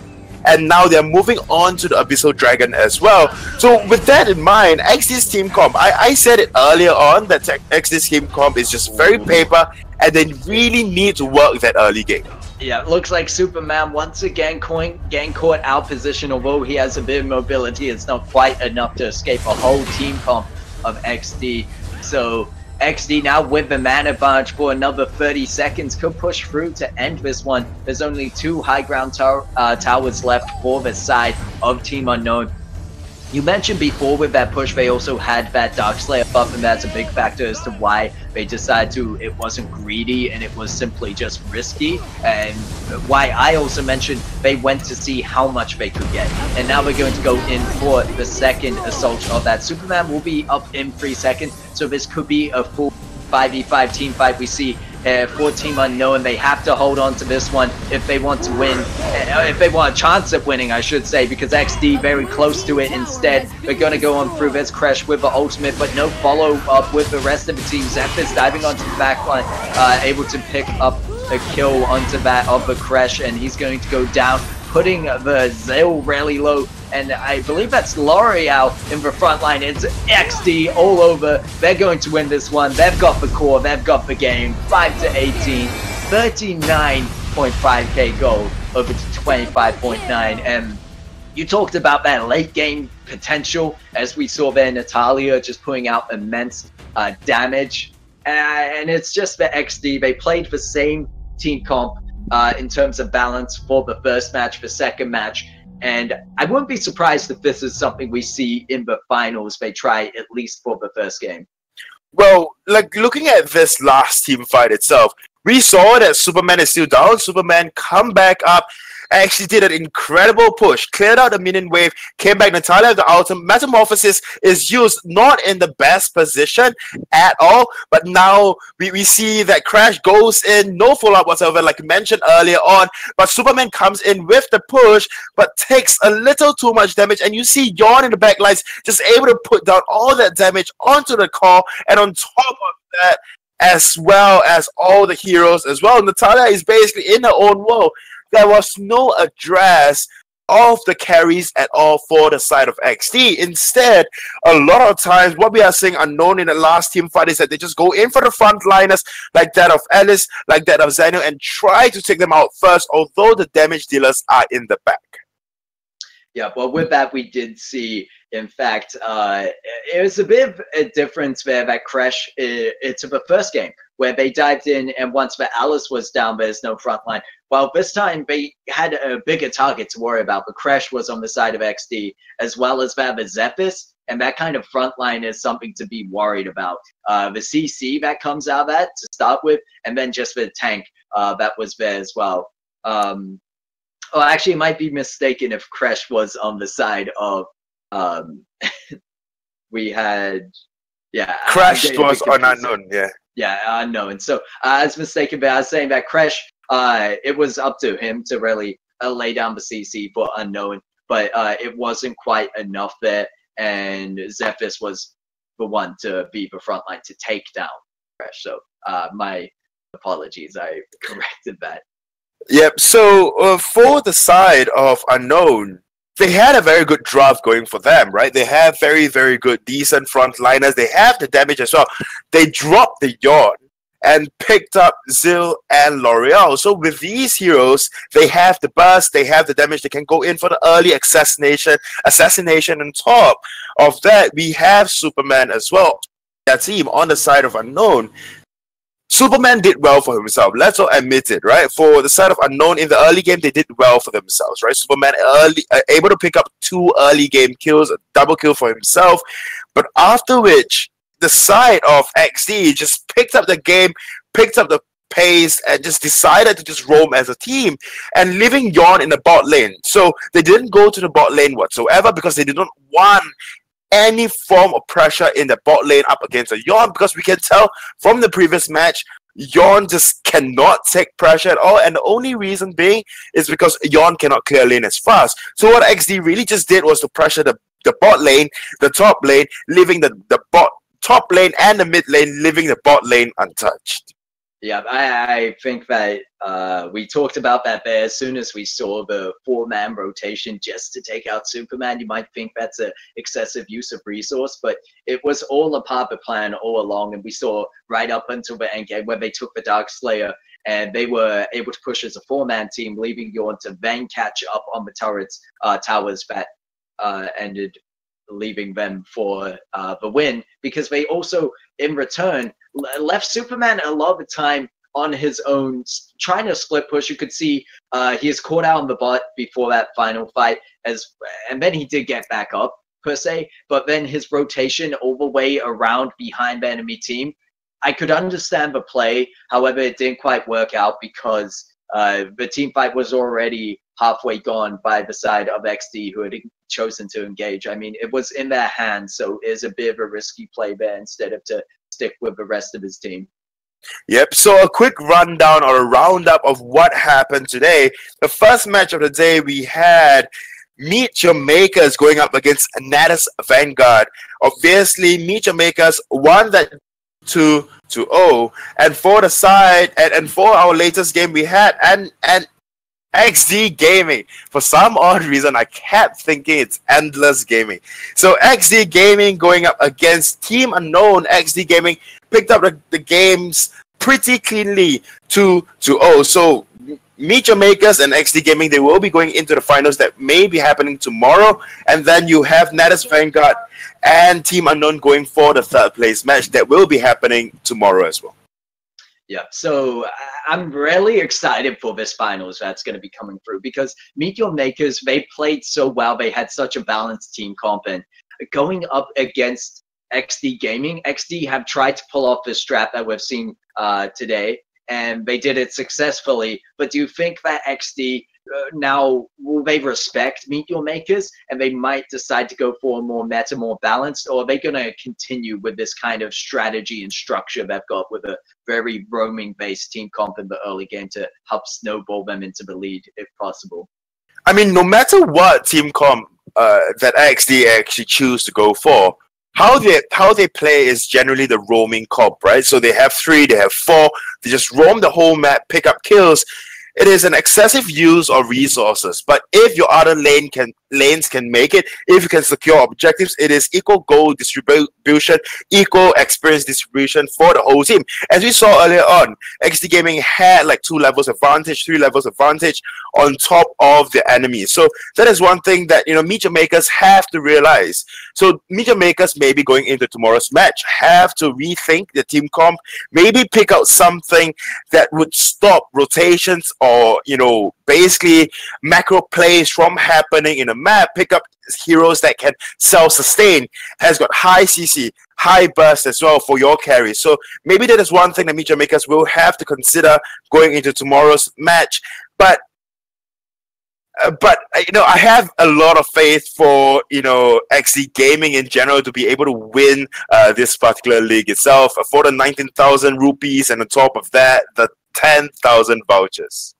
Yep, so we will have to just wait and see for tomorrow. But as for today, the semi-finals, we had just some amazing matches performed there, especially obviously giving up to MeetYourMakers and ExDee once again, who made it through, but as well as that of Team Unknown and that NatusVanguard, who played MeetYourMakers in the first match. GG, well played to all the teams around here. But thank you as well to the viewers who watched, the players who played once again, and the production, as well as go give it to Tesseract Esports and that of Tencent Games for bringing us the Arena of Valor League.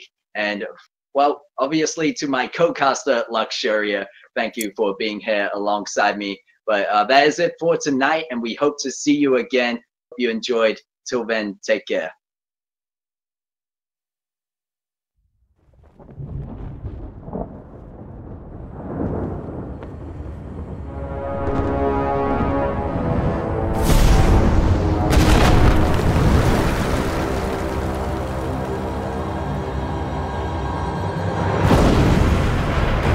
To fight the greatest battle, you need the greatest warriors.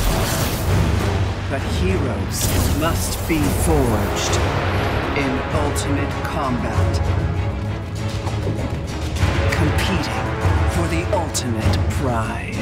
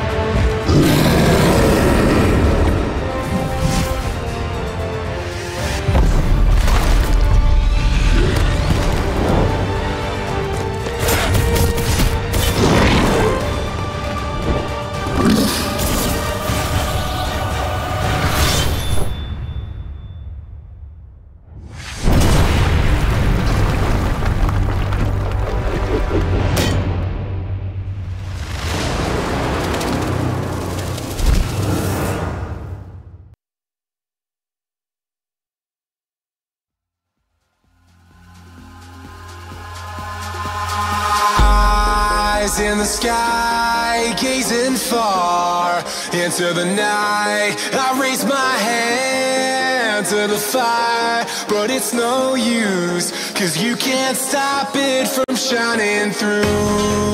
It's true, baby, let the light shine through. If you believe it's true, baby, won't you let the light shine through?